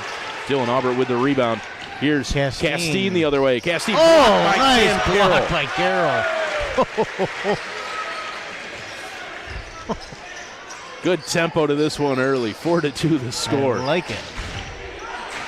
Sullivan on the far side, directing traffic in front of the Sackets bench, driving in. That one, off of the hands of Ethan Tracy. I thought Tracy was going to come away with a steal. Instead, it goes out of bounds. Copenhagen will have the ball down to our left-hand side. Miller gets it from Sullivan off the inbound. Now Sullivan fakes the three, closed down by Castine and then Peters. Miller to Sullivan. Down Sullivan under again 10. fakes the three. Now he's going to take it. Sullivan, no good. Rebounded by Griner. Austin Griner the other way. Up for Aubert. Aubert's pass up top to Castine. College three. Long three. Too strong and out of bounds. Both teams letting it fly early. Yeah, no hesitation to the hole or letting the three fly. Miller gets it inbounds to Sullivan. Whoa. Sullivan's pass jumped. Castine got there in front of Logan Jordahl. Now dished out. Griner from beyond the college arc. Too strong. Rebounded by Landon Sullivan. Sullivan gets it to Miller. Miller harassed from behind by Peters. Sullivan picked up by Aubert right at half court. Gets it up for Landon Sullivan. Sam Carroll on the far side, guarded by Griner. Landon Sullivan Nice down look low. underneath. Great feed to find Nice Sam Carroll look. cutting through the paint. Tied up at 4. That was a Griner great set. up the court for Peters. Now back to Griner. Griner has Castine, going to take the three himself. Too strong. Fight for it underneath. Rebounded by Tracy and then poked take it free. away. Tracy ended up with the basketball. Throws it out for Castine. Now Griner driving in. Griner. Ooh, slipped. He did. Caught one up high, but the ball is going to go out of play. Last touch by Copenhagen. Guess no wet spot on the floor. It was an odd-looking slip there. Griner gets the inbounds. Castine thought about it from way downtown. He was closed down. Now Griner. Third three. That one's good. Woodrick Auto Sales. Three-pointer. First of the night. Austin Griner gets it to fall. Caden Miller guarded by Dylan Aubert. Down low. Sam Carroll guarded by Griner. Griner harassing Carroll. Now Miller on the ball. Caden Miller. It's Dylan Aubert, gets the screen from Sam Carroll. That pass nearly jumped by Aubert.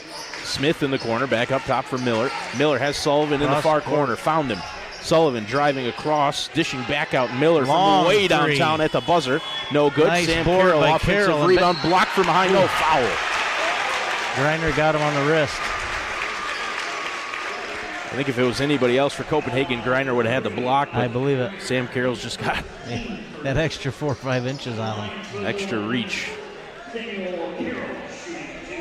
So 2 shots for Sam Carroll. Carroll pretty actively involved here early on. We didn't really see that in the first matchup earlier this year, the one at Copenhagen. Spent a lot of time out on the perimeter. You get a little more active down low. I think that's only going to benefit Copenhagen.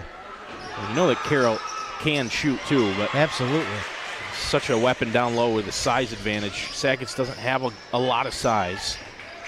Castine, mid-range jumper, in and out. Sam Carroll with a board. Miller to Sullivan. Sullivan had Jordahl up ahead of him in some space, but he's going to keep the ball himself. Gets it over half court. Guarded by Peters. Jake Peters. Screen from Carroll. Carroll's going to take the three. That one off the backboard and no good. Out of bounds. Sackets ball. Didn't look like he was quite set No. for that shot. Nope. Carroll can shoot from there, but that wasn't the smoothest looking jumper for him. Castine inbounds to Griner. Griner to the near side for Peters. Peters driving in. That one deflected by Jordahl. He's going to come away with the steal for the Golden Knights. Sullivan. Good defense out of Copenhagen early on. They've done a good job. Landon Sullivan to Sam Carroll. Carroll with a three. He That was one set for that one. The Widrick Auto Sales triple for Carroll. And Copenhagen in the lead, with a lead. 8-7. Aubert driving in, up over Carroll, in and out. Sam Carroll with the board. Another rebound. Carroll's a great start to the game. See if Copenhagen can remain patient here, run their offense. Miller driving against Dylan Aubert. Handed off. Landon Sullivan. Cut to his right, then back to his left. Mid-range jumper, no good. Rebounded by Tracy, and here's Peters the other way. Jake Peters. Aiden Sheets into the game. He's closing out Griner. Wow. Didn't matter. Aiden Griner. Second triple. Widrick Auto Sales three-pointer. Gives them 6 on the game, and they're out now to a 10-8 lead. Sullivan. Jordahl now guarded by Castine in the near corner. Sheets setting the screen. Has the ball now. Posting up against Tracy at the three-point line. Sullivan on the far side. Up top, Jordahl driving against Castine. Now Sullivan, three-pointer from the corner. Bang! Triple on the other end. Widrick Auto Sales one more time. Copenhagen back on top, 11-10. Castine with a great handle, and then into the corner. Aubert trying to answer back, in and out. Castine, offensive board. And Marcus will back it back out. Griner up top. Fast-paced action here to start the game. Griner, Peters. Peters That's a long from way one. downtown. Wow. These guys are shooting the rock. Widrick Auto Sales getting their money worth. Another three-pointer. Plenty of them to go back and forth here in the first quarter of action. 13-11. Sheets from the Cannon logo. No good. Rebounded by Marcus Castine, and he's trying to push the tempo. Has Peters and Tracy up ahead of him. Castine out to Griner from again. three. Doesn't get the roll. Battle for the rebound. Sullivan. Ooh. And a lot of contact here on the near side. Oh, and they're going to call it Sackets ball.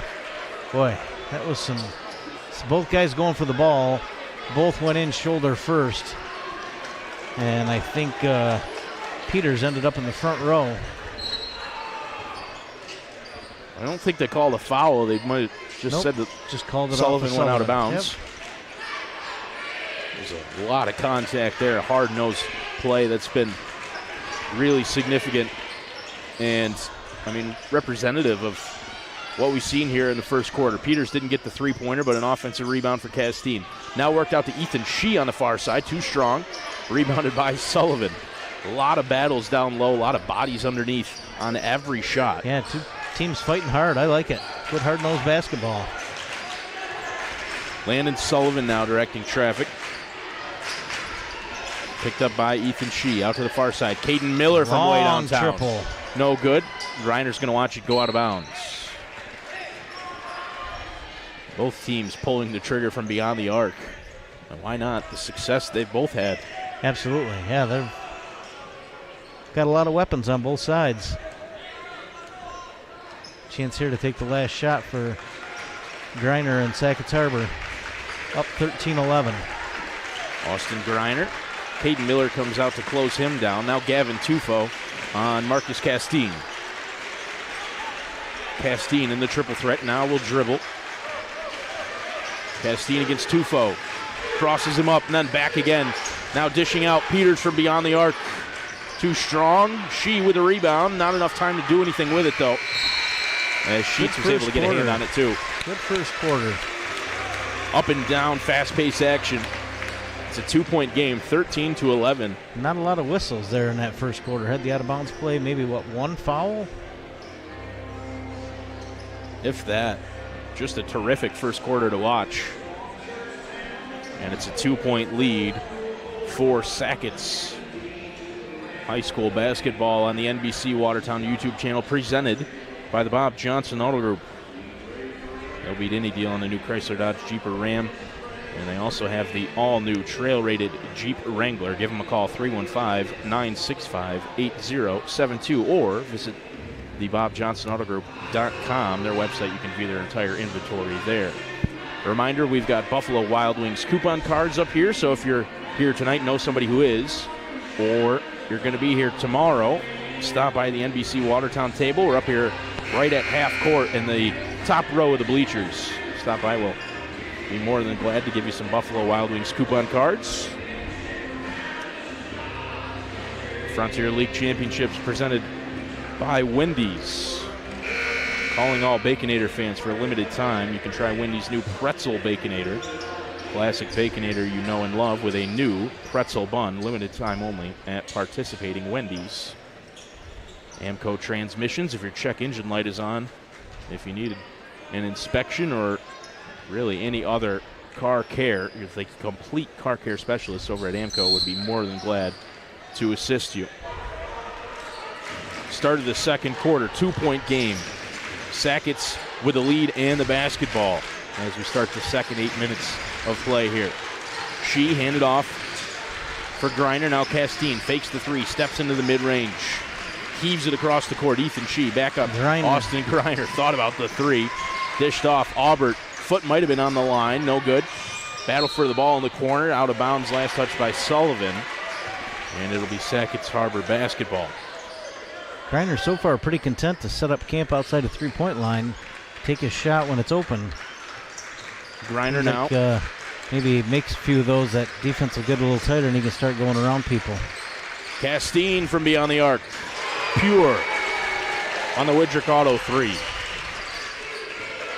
Opening up a little lead now with those three-pointers. Now up 5, 16-11. Sullivan doubled on the near side, able to get out of it, gets the ball to Miller. Pass. Miller, foul on the floor. Call. He made the shot, too. Fouls on Ethan Shee as he got the hand on Miller. I thought maybe that one would have counted, but it's on the floor. Tough jumper for Miller to make that in stride, moving mid-range shot up over some defense. It's the first foul against Ethan Shee. Miller, Aiden Sheets on the near side. Sheets, a good hard-nosed player. A couple of times we've seen Copenhagen, though, got himself into foul trouble. Yep. He'll inbound on the near side. Sheets, Miller, Sullivan, Tufo, and Carroll for Copenhagen, who have the ball right now. Miller, jump stop, dish back out. Sullivan at the top of the arc, gets the screen from Carroll, and then another Carroll screen on Shee. Sullivan driving in, has Carroll for beyond the arc. Triple. Carroll closed down by Griner. You can see him follow his shot, and he gets the rebound. Carroll spins around, throws another one up off the glass. No good. Rebounded by Ethan Shee. And Austin Griner the other way, heaves it up the court for Castine. That's a fakes walk. the three. Yeah. He traveled on the far side. Too much time to think about it.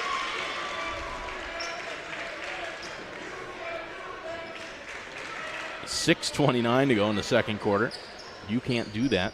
Chance from the Copenhagen sideline down there behind their bench. Good crowd for them. Down to our left-hand side is the Sackets student section. They're loud and boisterous, and they Too hot for like Miller. that turnover, too. Caden Miller just threw it too hard for Tufo, like you said. Popped the net off the chain, rather, off the fence down there. 16-11. Sackets Harbor with the lead. Austin Griner, Ethan Shee gets it right back. Castine to Griner from way Deep. downtown. Deep three. Woodrick Auto Sales. Three-pointer. Austin Griner was almost halfway to Woodrick Auto Sales when he took that one. Aiden Sheets trying to answer back. And Castine with the defensive board. Gets it to Griner. Copenhagen Limitless better range, be careful really. here. Those the last 4 buckets have been threes. Griner was stripped by Sullivan. Sullivan, Nice great pass. no-look pass to find Sheets underneath for 2 points. Castine was waiting. He couldn't go any further. Sullivan took that one extra dribble, pulled the defender to him, and then was able to get the pass off with the easy layup. Well played. Castine into the corner for Shee, who takes the three with Sullivan hand in the face. Sullivan comes up with the rebound, tipped to him by Sam Carroll. Sullivan now.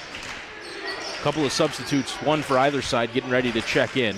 Sullivan to the near side for Miller, gets it right back. Has Tufo on the far side instead. It's That's a Caden long Miller. three. That one rattles around, finds its way to Marcus Castine.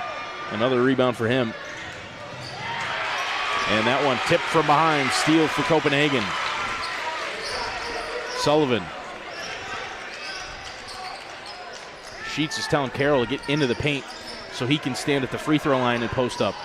That's where he is now. Caden Miller. Tufo and Sullivan occupying the same space over there. Sullivan There it is, down low low. for Carroll, up over the top. He got too close to the basket. Sheets with the offensive rebound. And one.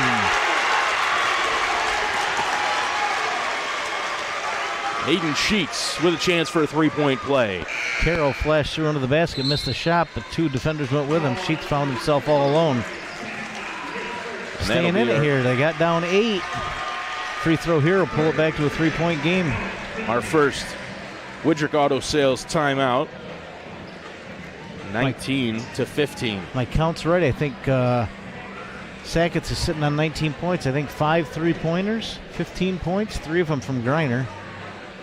Castine's got 1. I think somebody else hit 1. Living out there on the 3-point line. We'll see if that shooting can continue. If not, they're going to be in for a dogfight because Copenhagen came to play. Working the ball inside, patient on offense. Several guys looking to get their shots up. Griner's got 9 on 3 3-pointers. Castine with a 3. Luke Peters was the other player to hit a 3. And Ethan Tracy with the other 4 for Sackets. 6 boards for Castine already. Sam Carroll's got 6 points to go along with 4 boards for the Knights. Aiden Sheets chance to pick up his 3rd point and complete a 3-point play after drawing the foul on the made bucket.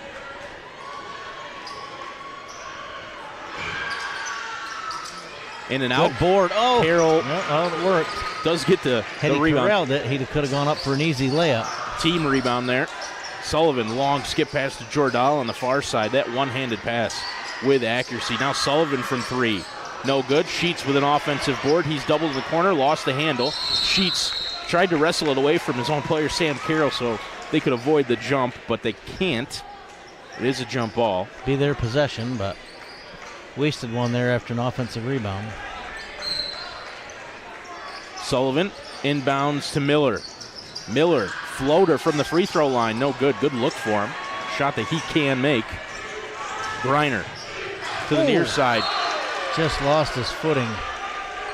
Luke Peters in the near corner. I think he Jake hesitated. Peters, rather. He couldn't decide if he was going to stand there on the 3-point line or break to the basket. Got kind of hung up in between. Head went before his feet. 19-15, halfway through quarter number 2. Sullivan to Miller, and then right back. Jordal on the far side. He's closed down by Aubert. Griner. It's almost a 3-2 zone from Sackets. Sullivan right to the basket through a couple of different players. Can't get the shot to go. Rebounded by Griner. Griner looks over his shoulder at Sullivan. Drives into the paint. And foul underneath. It's going to go against Caden Miller. He's trying to reach in and tie that one up. Instead, got Griner on the arm. First foul against Caden Miller. Somebody better get out in the corner on Griner. It's going to be a quick 3 here. Griner flashing through the paint. Sullivan almost came away with the ball, but it's Austin Griner. Has Castine on the far side. He's closed down quick by Jordahl. Skip pass to the near side. Now Peters in the corner. Peters back across for Castine from beyond the arc. Too strong, missed everything. Offensive rebound, Jake Peters. Aubert back out. Griner from way downtown. I mean, that's NBA range. Woodrick Auto Sales 3 and a timeout. They might want to throw somebody out a little bit further on him. He just keeps taking another step back. That's 4 triples, 12 points, and now they're up 22-15, 7-point lead. He's, I'd say it's safe to say he's feeling it. No interest at all in driving the lane. They move it around until they get him an open look, and he's canned his last 3. Well, that three-pointer in this timeout brought to you by our friends at Woodrick Auto Sales, the used car leaders since 1980. You wonder if Griner spent any time out at Swiss 365 the way he's shooting the ball. They got that state-of-the-art indoor basketball training facility out on Feckney Drive. Brad Spencer and his team are ready to help you take your game to new heights. So if you want to improve your ball handling, your shooting, give Swiss 365 a try. 3:19 to go in quarter number 2. Miller inbounds to Landon Sullivan. Sullivan picked up his dribble, gets it right back for Miller. Has Jordan on the far side and has the ball now. Castine and Aubert doing the dangerous defensive work, and then that one kept in bounds by Peters over right in front of the scorer's table. Copenhagen gets the ball though. A bit of a break for them there, as that could have been a turnover. Sullivan. Ooh. Ball came right back to him. Another break there. Into the corner. Jordahl from 3. Short. Tough missed angle. Everything. Griner with the defensive board. Has Castine ahead. Marcus Castine driving into the paint. Floater in and out. Fight for it underneath. Dylan Aubert.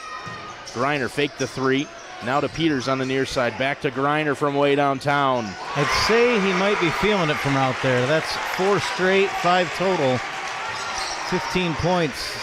Is that 2 steps behind the 3-point line? Woodrick Auto Sales 3 from Griner, who has the ball now after the steal by Ethan Tracy. Griner driving in. No look feed to Tracy, who spins around, gets everybody to jump. 4 guys go by him, and he buries the 2. Well, the whole squad jumped for Copenhagen right there. Boy, Copenhagen not playing poorly. Just, man, there's only so much you can do. Transition opportunities for Sackets, as well as the limitless range for Austin Griner is the difference here. Timeout brought to you by Woodrick Auto Sales with 2 minutes and 7 seconds to go in quarter number 2. Griner makes many more of those. Woodrick's going to have to put him on the payroll. Getting their name mentioned every time down the court. Great shooting display here in the first half. Really by all of Sackets, but Griner stands out with 5 triples. 15 points for Griner. Go along with 4 boards. Such a dangerous player inside, and he hasn't bothered to go inside. Why would you? More points shooting from where he's shooting at.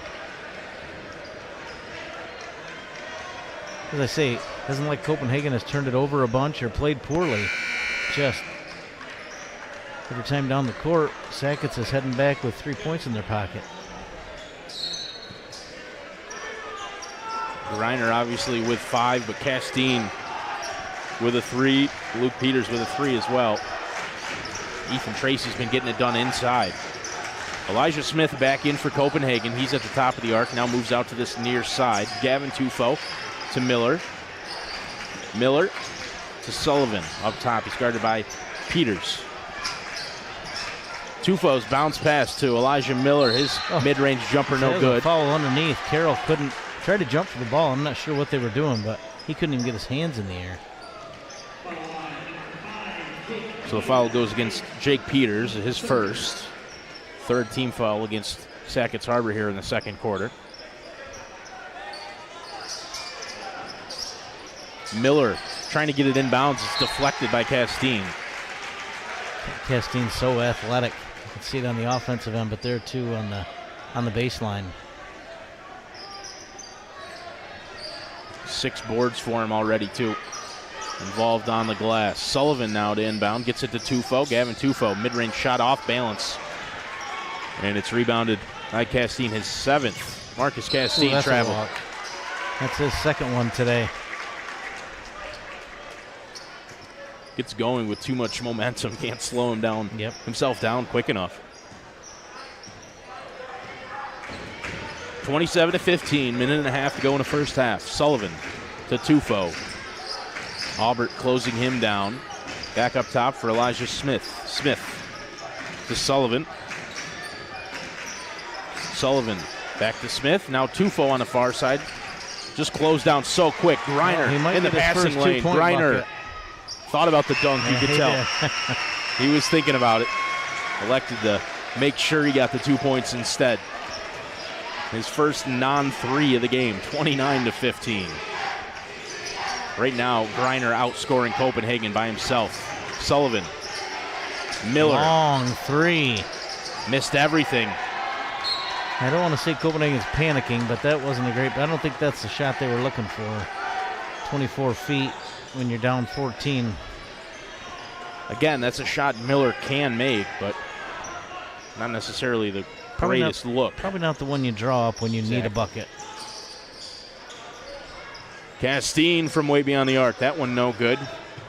Had that 1-3 earlier, but hasn't quite found the mark since then. 28 seconds. Shot clock turned off here. Copenhagen can hold for the last possession.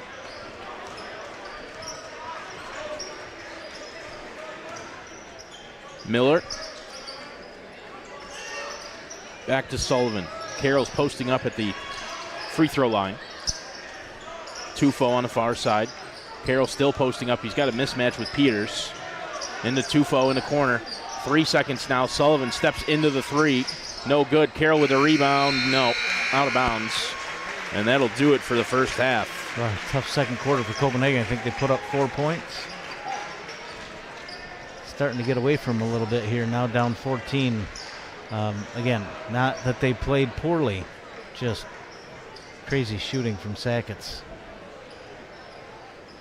Yeah, I mean, I'm not sure Griner's missed from beyond the arc. Missed his first 2, and he hasn't missed since. He's made 5 straight, but he did miss those first 2. Had in a couple of other players chipping in with a 3 here or there. Sackets Harbor, just money from downtown. Griner obviously 17, 15 of those coming off 3s. Castine with a 3, Peters with a 3, Tracy with 6 underneath. Sam Carroll with 6 for Copenhagen to lead them. Aiden Sheets with 4. Sullivan with 3. Sackets Harbor right now, pretty healthy lead as we head into halftime of the Class D Boys Basketball Frontier League Championship on NBC Watertown, presented by the Bob Johnson Auto Group, Buffalo Wild Wings, Widrick Auto Sales, Rennerec, Direct Subs, Wendy's, and Amco Transmissions. Reminder that after the game we'll have our MVP sponsor, the Carthage Area Hospital, announcement. They'll announce the Frontier League All-Stars here in Class D, and then the Class D MVP. I think Austin Griner's making his case. I know they've already voted and decided, but, you know, really he's trying to make sure there's no doubt. Yeah. If there were any doubt there, if it continues like this, there won't be any. So, halftime here. We're going to take a break, and we'll be back for the last 16 minutes of action, Class D Boys Frontier League Championship on NBC Watertown. My name's Connor Lalone, Ron Rockwood, my color commentary partner, Zachary Zabriskie and Cody Wheeler. The rest of the stream team here tonight. We'll be right back.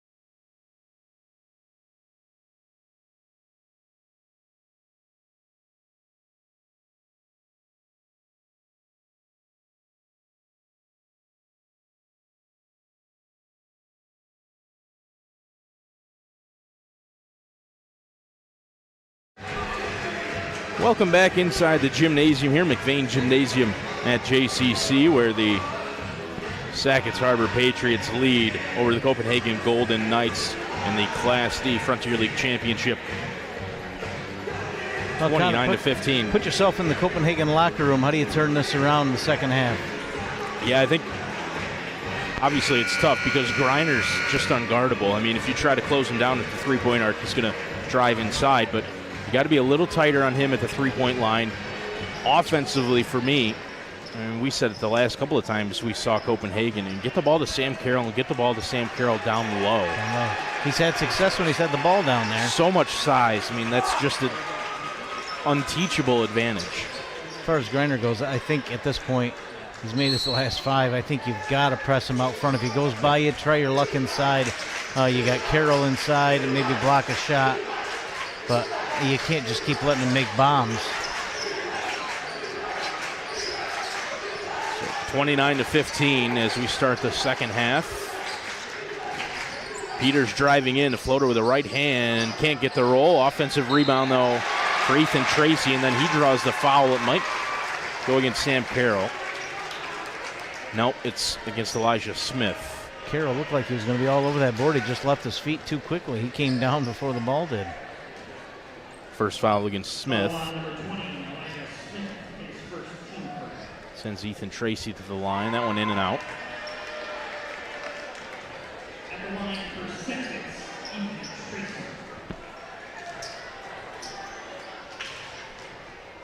Second free throw from Tracy.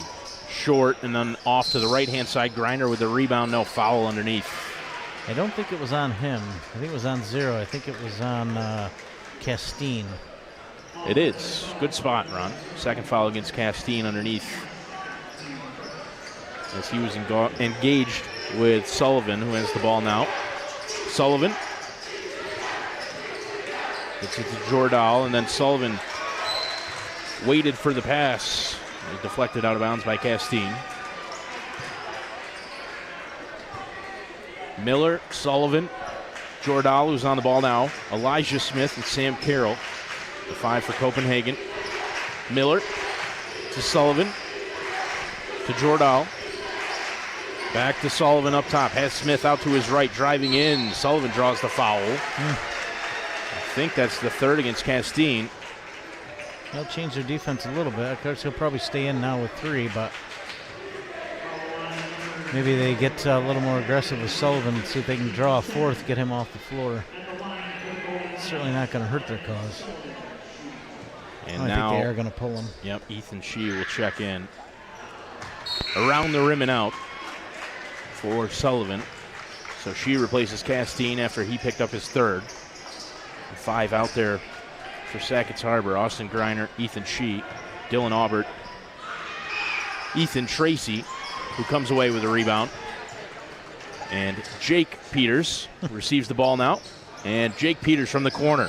Too strong on the three-pointer. Tracy with a rebound. Tracy to Jake Peters underneath. That one dribbled it off of his foot. Sullivan with the ball now for Copenhagen. 29-15. Copenhagen still looking for their first bucket here in the second half. Miller. They've been they've been 15 since halfway through the second quarter.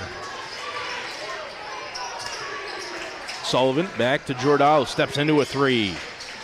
Off the rim and rebounded by Ethan Shee, who hands off to Austin Griner. Griner the other way, looking up the court, has Dylan Aubert. Aubert traveled, took the step before he dribbled.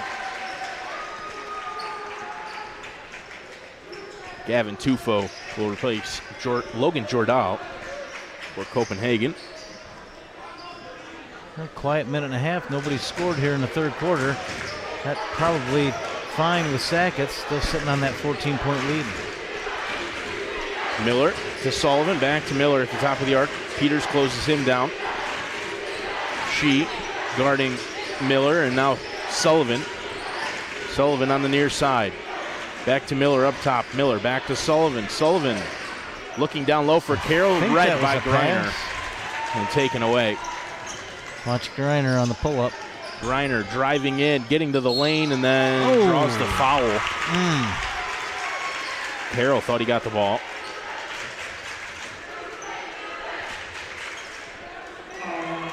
first foul against Sam Carroll. Austin Griner will head to the line. Well, that's the danger, right? You close him down beyond the arc, and he just drives by you. I feel like if I'm Copenhagen, I'm taking that chance. I'm not going to let him kill me from deep after the display he put on in the first half. First one off the back of the iron. And out. Copenhagen might want to focus on this rebound. They've let a couple offensive boards go away after missed free throws already tonight. Second one from Griner, right on cue. Ethan Tracy with the offensive board. Now Shee from beyond the arc. Just cost him 3 points. Woodrick Auto Sales, three-pointer, first one of the third quarter.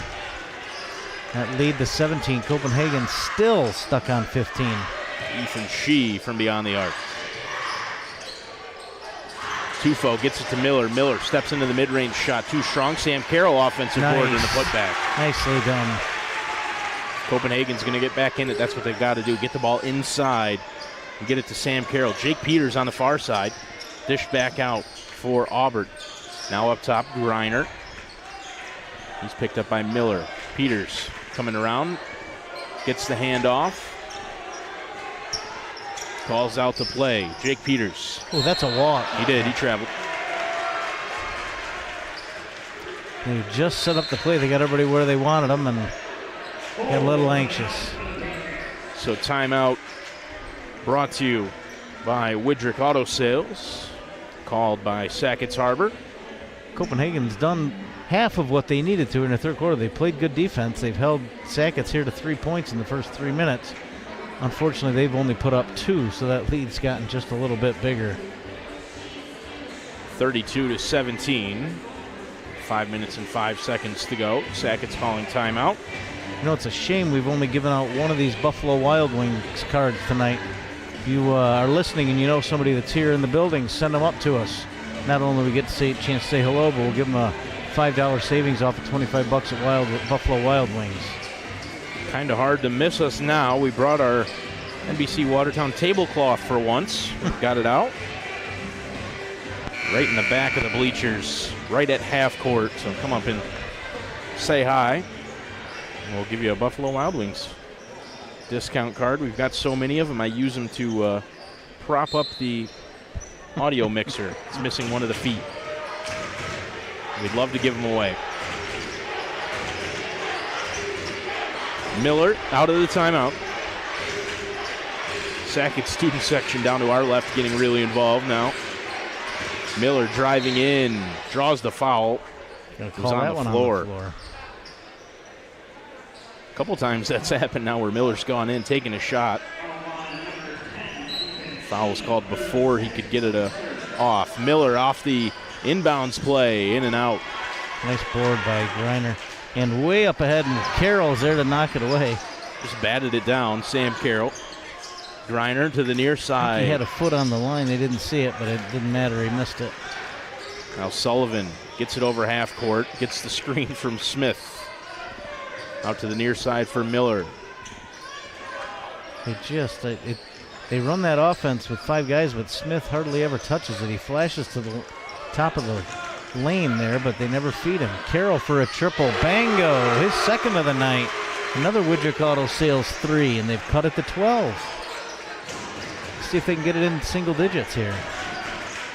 And trying to take the lid off the basket here in the second half. Foul on the floor. Maybe that Sam Carroll 3 is what they need.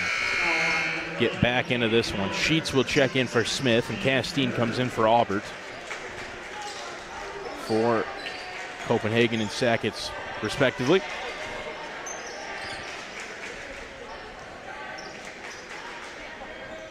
It'll be Patriot basketball over in front of their bench. Right over by head coach Jeff Robbins. Griner, guarded by Sheets up top. Jake Peters on the far side. Castine. Back out. Griner. He missed one. Finally missed a shot. Jake Peters, though, with an offensive rebound.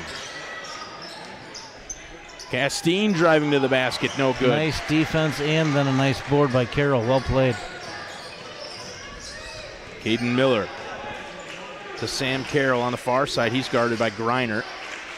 Miller up top, thought about the deep 3. Thought about it again, then dish down low for Sullivan. Blocked from behind. Wow, nice block. Ethan Tracy. Great defense to close down Sullivan. Bounce pass to Peters in the post. He spins out. Just as to Tracy. Tracy guarded by Carroll. Greiner again from beyond the arc. Rebounded by Aiden Sheets. Good defense from Copenhagen. They just got to find a way to put a few more balls through the hole. Carroll back to Miller up top. Now Tufo. Tufo's a player who can shoot the three. He hasn't really had any looks so far tonight. Miller from That's way deep. beyond the arc. Short, missed everything. Saved by Gavin Tufo, but right to Austin Greiner. Greiner up the court. Nice pass. Peters changed his shot. Doesn't get it to fall, but he draws the foul. Great effort, athletic, midair. Pretty athletic to get that up and on the rim. Changed the direction and trajectory of that shot. Jake Peters will head to the line.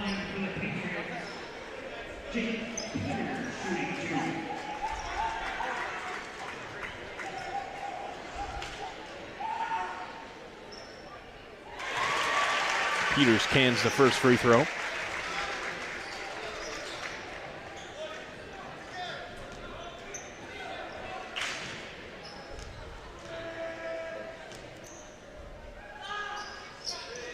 Second one good from Jake Peters as well.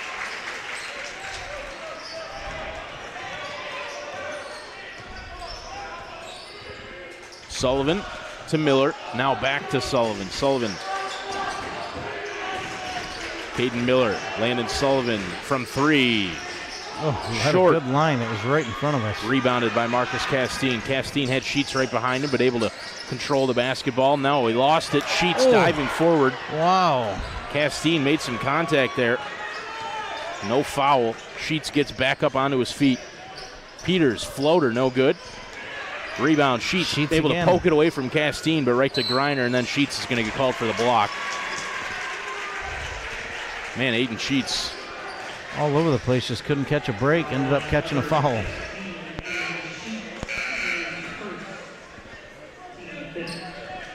Sheets look like he's drawing the assignment to stick the Greiner. Oh, now they take him off. Since he's going to be shooting free throws, I didn't realize that was their fifth. Fifth team foul against Copenhagen. 3 against Sackets Harbor here in the third quarter. 2 minutes to go. Greiner's first free throw is good. Scoreboard's only got him for 4 fouls, so that must be wrong. It certainly wasn't a shooting foul.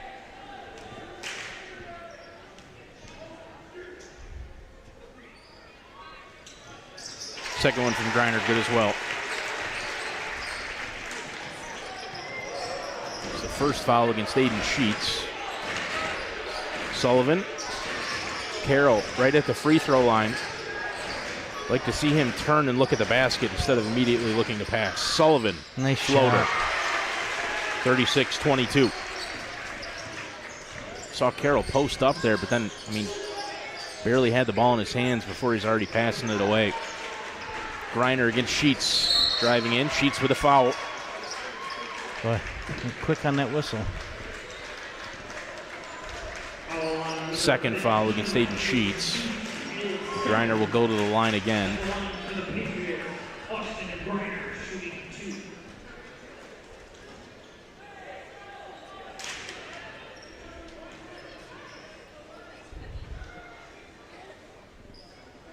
Too strong on the first for They've Greiner. done a good job of containing him here in the third quarter. They just can't get that offense in gear.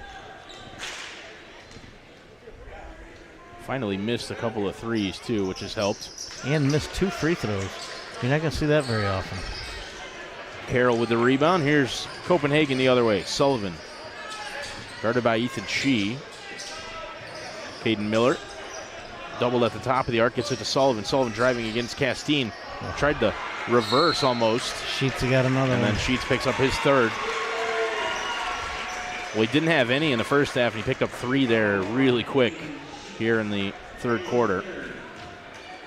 So Elijah Smith will replace him. Marcus Castine will go to the line.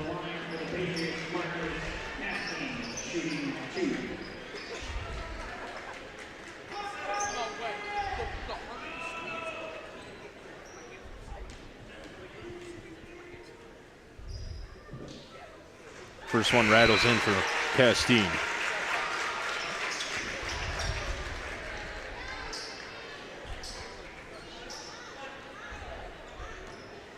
Kind of in the danger zone here.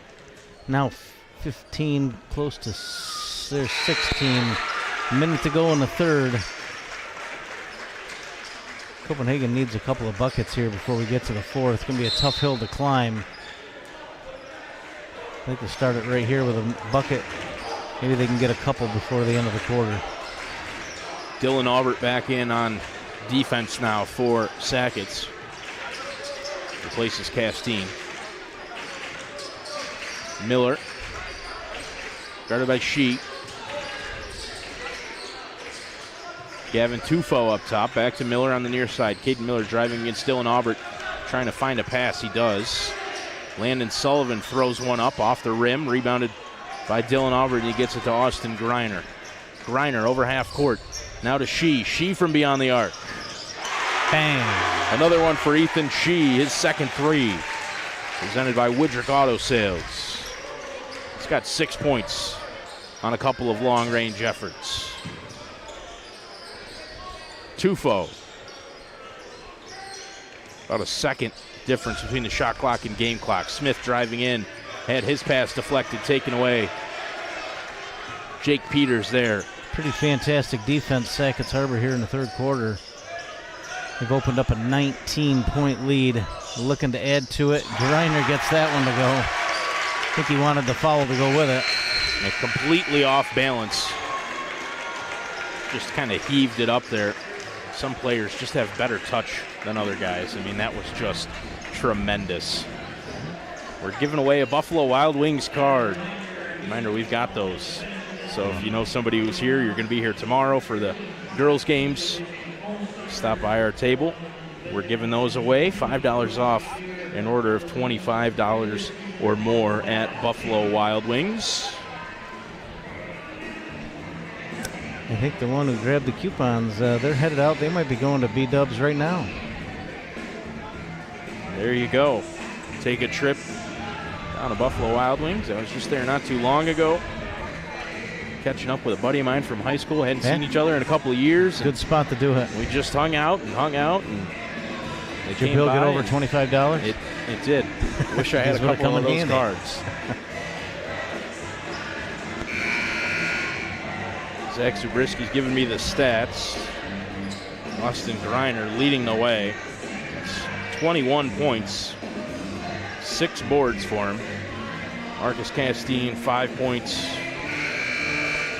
and 9 rebounds. Jake Peters with 5 points. 3-pointer and a couple of free throws.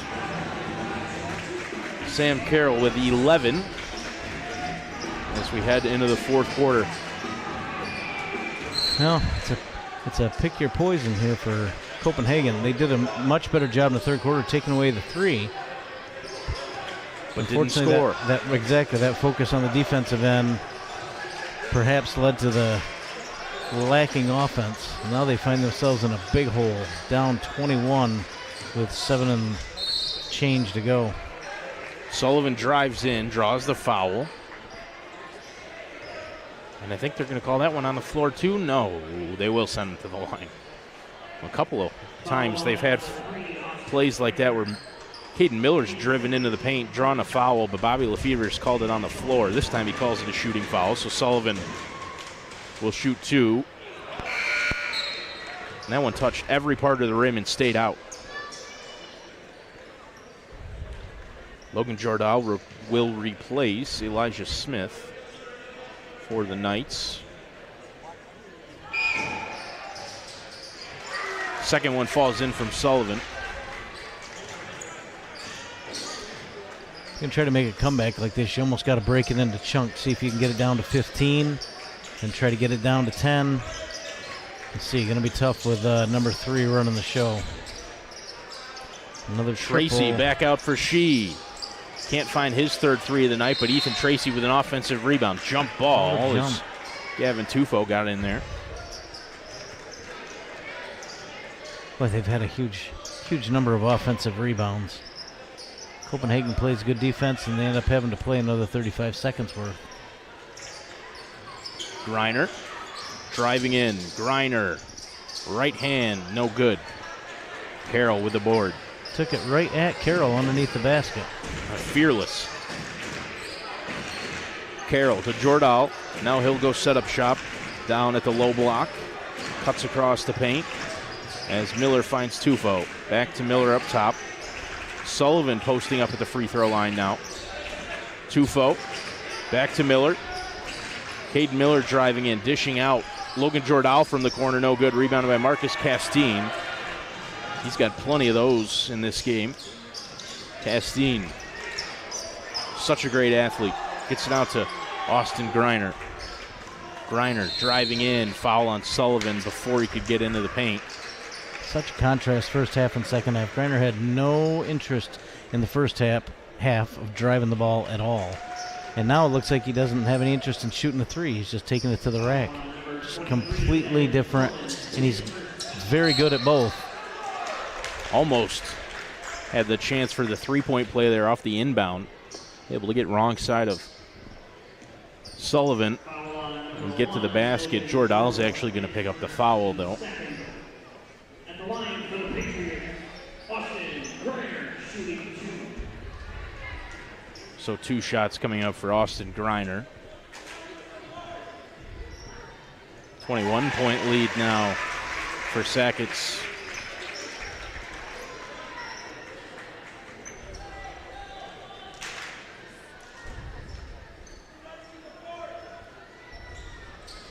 He makes the second one, too. 22-point lead. They're trying to ice it here.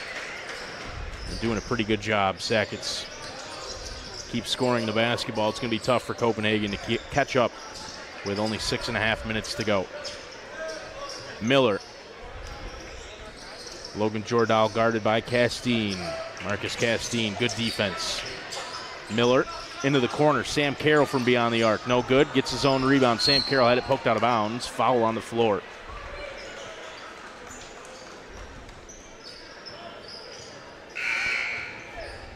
Jake Peters comes back in for Ethan Shee. First foul against Dylan Aubert.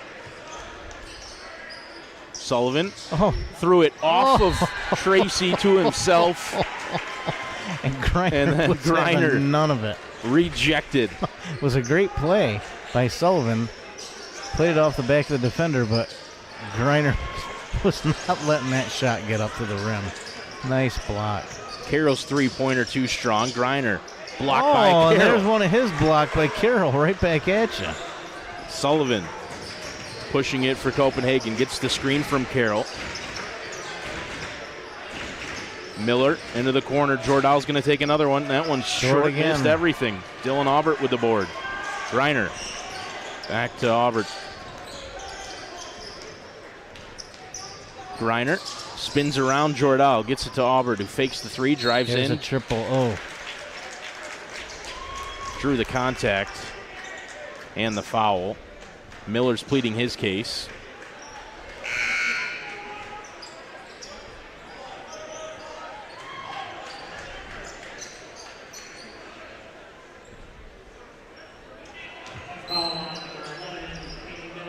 Fourth against Caden Miller. Griner from beyond the arc again. He's cooled off significantly here in the second half, at least from beyond the arc. Right, he hasn't really taken, I think, maybe 2 shots from beyond the arc in the second half. He's been, as we said, completely changed his offense. He's been taking it to the hole. He's been trying the last couple of possessions to run it right at the big man underneath, and it hasn't worked out for him. Tufo's three, no good. Castine the other way, right hand, off the glass and in. It should be a double-double for him. I know he's got enough rebounds. I think he's got 9 points, Ron. Miller driving in. Shot was blocked, and then he stepped out of bounds. Copenhagen just can't get anything going. Now down 24 with under 5 to go. Pretty big mountain to climb. Seeing as they've only put up 23 in the game, they got to put up 24 in the last 4 and change. Going to be tough. Timeout brought to you by Widrick Auto Sales. 47-23. Sackets look set to clinch their Frontier League championship here over Copenhagen. Third meeting of these two teams. Sackets winning both. It's our second game of the season down in Copenhagen, Lewis County. Sackets won that game 59-45. Great play of Greiner, but also Marcus Castine. And then when we saw Sackets the second time this season against South Louis, Castine was the real standout player. He's had a great night tonight, too. I mean, obviously Greiner's going to get most of the spotlight, and he should, deservingly so. Absolutely, he's for earned the it. performance he's put on, especially the three-point shooting. Sackets has been really balanced. They've got some other people that have contributed to the scoring. They all play solid defense. They're a good team. They're going to be a tough out come sectionals.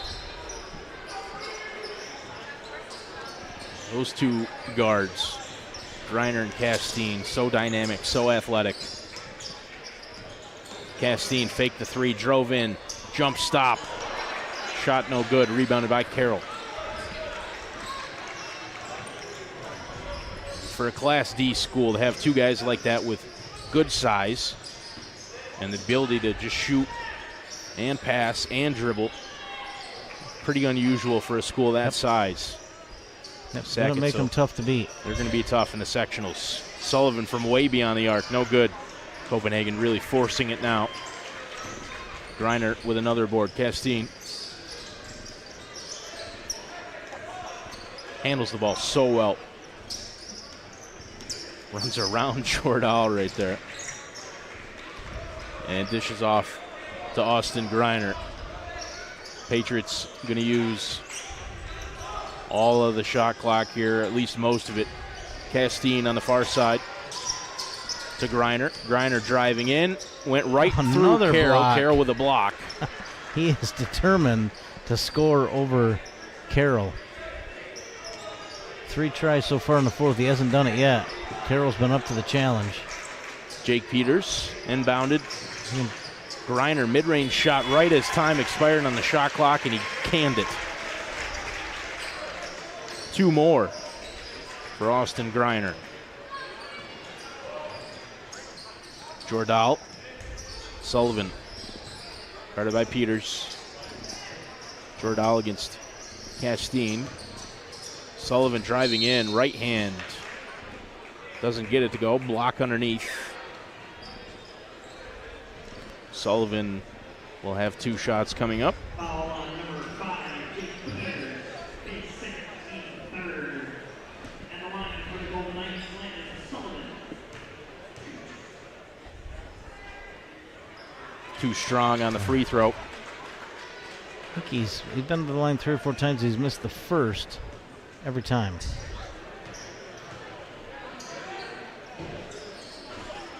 Misses the second one, too.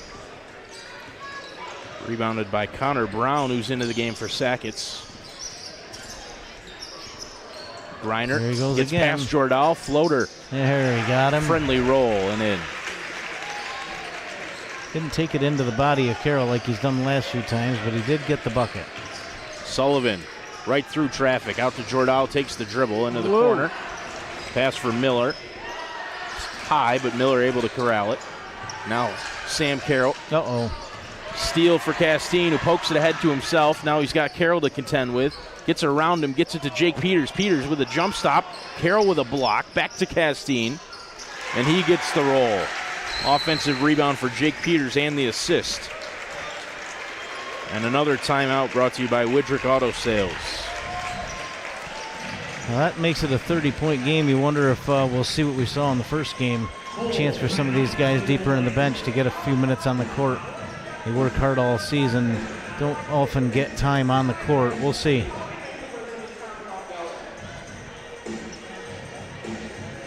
Austin Greiner with 27 points now.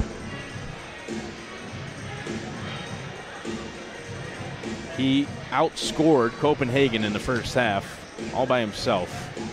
He had 17, Copenhagen had 15. Marcus Castine with 9. to go along with 11 rebounds. Sam Carroll, 11 points. Sullivan, 6. Carroll with the double-double. 10 boards.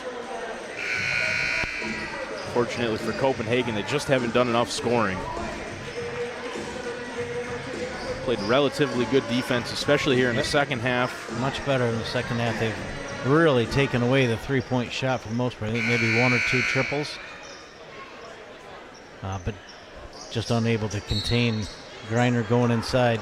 A lot of bench players here now in the game for Sackets. Copenhagen still with, I think they're starting 5 on the floor. Block called there. And it's Damon Ciro, one of the players in for Sackets. Ciro's in. Luke Peters is into the game now. Ethan Shee, Jake Peters, and Connor Brown, the 5-4 Sackets. Sullivan from the near side, in and out. Rebounded by Luke Peters, and he dishes off to Jake. Jake Peters against Jordahl. Now Luke Peters. Ethan Shee driving in. Tufo comes away with a steal. Puts it up for Caden Miller. Miller dished off for Tufo. Tufo thought about the 3. Miller will take it. Short, missed everything. Sullivan with the offensive board. Sullivan doubled underneath, threw that one up off the backboard, didn't get any of the rim. And rebounded by Damon Ciro. Ciro. Jake Peters up top.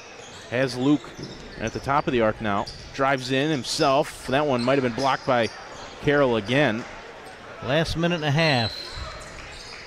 And now Copenhagen going to bring out some of their bench. Got a timeout. He'll take he wanted to make sure he could get everybody in.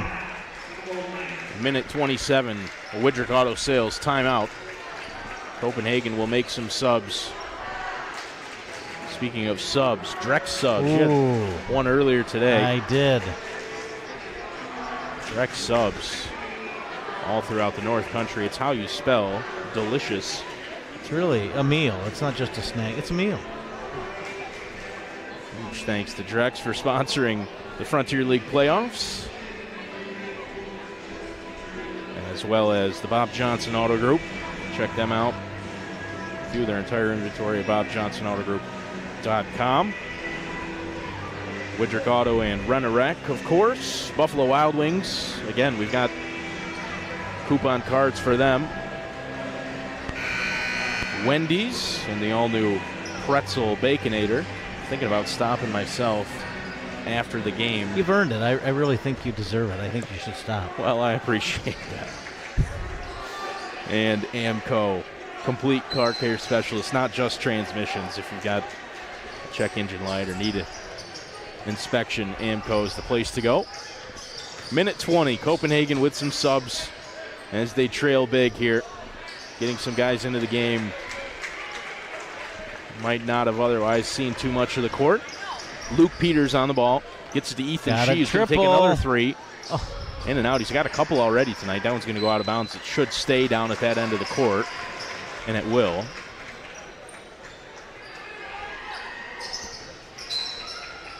End of the game for Copenhagen.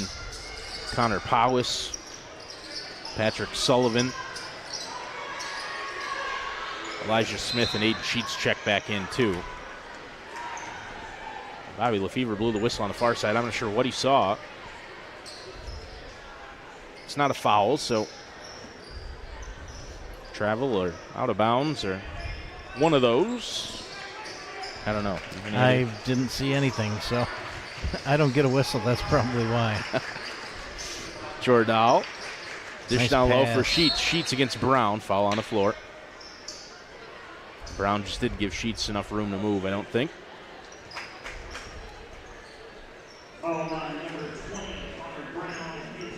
And that'll be the 5th team foul, so Aiden Sheets will head to the line.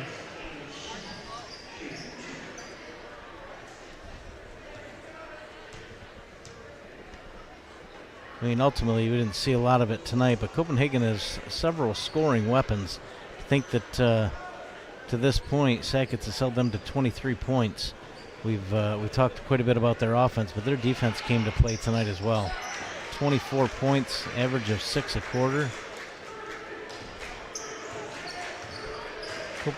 Sackets really won it on both ends of the court tonight. They just an all-around great game, showing why they're 18-1, about to be 19-1. That one in and out from Jacob Thorpe, and the Sackett student section got excited for a second. Jordahl, mid-range floater, no good. Rebound by Connor Brown.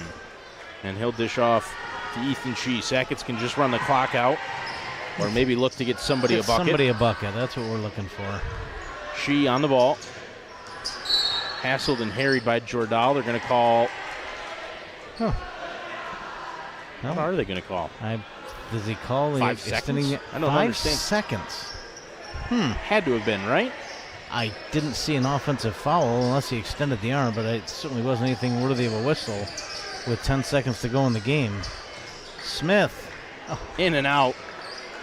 Story of the night for Copenhagen. Just couldn't get much to fall, especially in the second half. They put up 9 in the second half. And Sackets will win and improve to 19-1 as they become Frontier League Class D champions here at JCC. Deserved victory for them and a championship banner. They'll get that in a second after they announce the Class D All-Stars and the Class D MVP. We'll keep you appraised of that as Joshua Madison announces those. A lot of the crowd hanging around, a few of them filtering out, probably head to Drex or Wendy's or maybe Buffalo Wild Wings, but a lot of them hanging around to see the award presentation here in just a couple minutes. Austin Greiner, who is pretty likely going to be the MVP in Class D, 27 points tonight. I'd say we can go ahead and give him our Carthage Area Hospital game MVP. I would give him the game MVP for sure. Absolutely. And I think likely we'll see the season MVP as well for him. Good chance to be league MVP, but he certainly earned the game MVP tonight. So here's the All-Stars.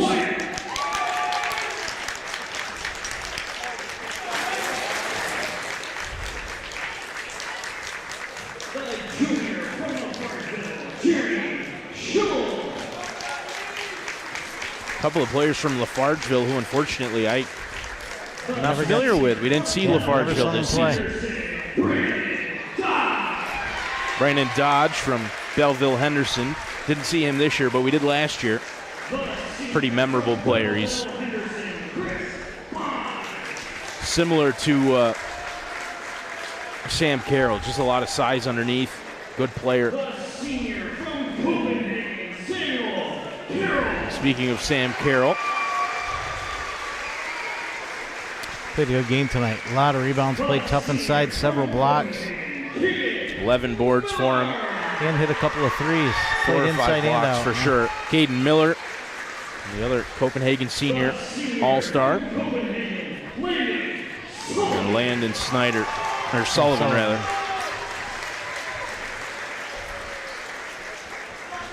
Sullivan, again, deserved. And there's Greiner. Greiner's a senior? I didn't think he was. I thought he was younger. He is a senior. And Marcus Gastine, who is only a junior, so we'll get to see him again next year.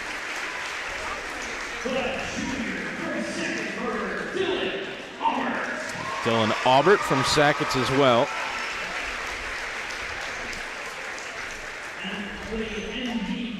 And here's the Carthage Area Hospital Frontier League D Division MVP, Austin Greiner.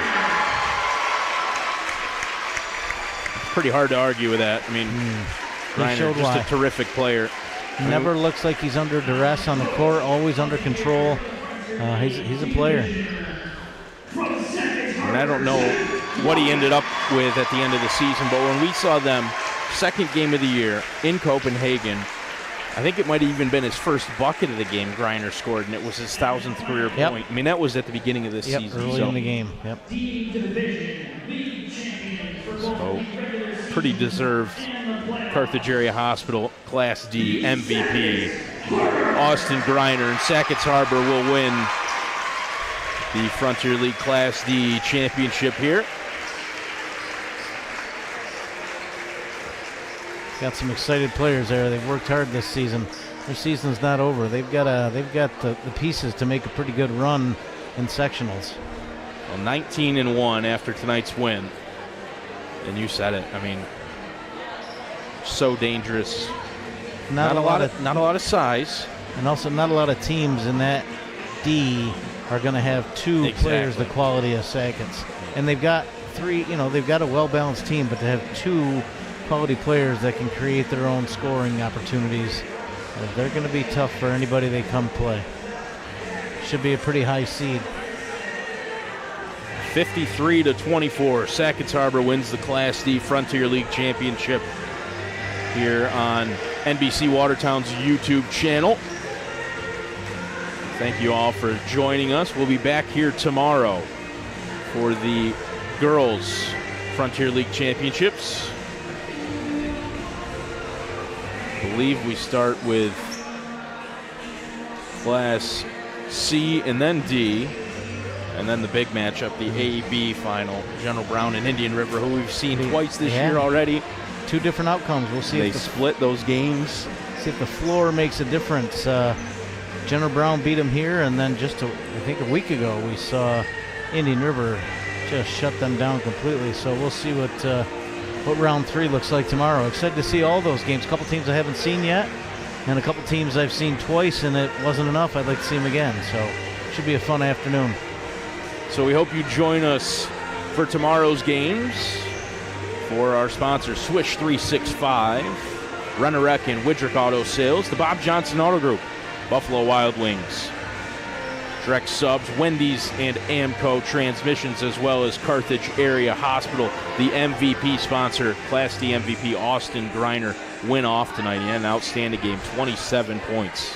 For our stream team, Cody Wheeler, Zachary Zubriski, my commentary partner, Ron Rockwood. My name is Connor Lalone. We'll be right back here tomorrow afternoon for Class A, B, C, and D Girls Frontier League Championships. Thank you for joining us, and we hope to see you again in the future. Have a good night.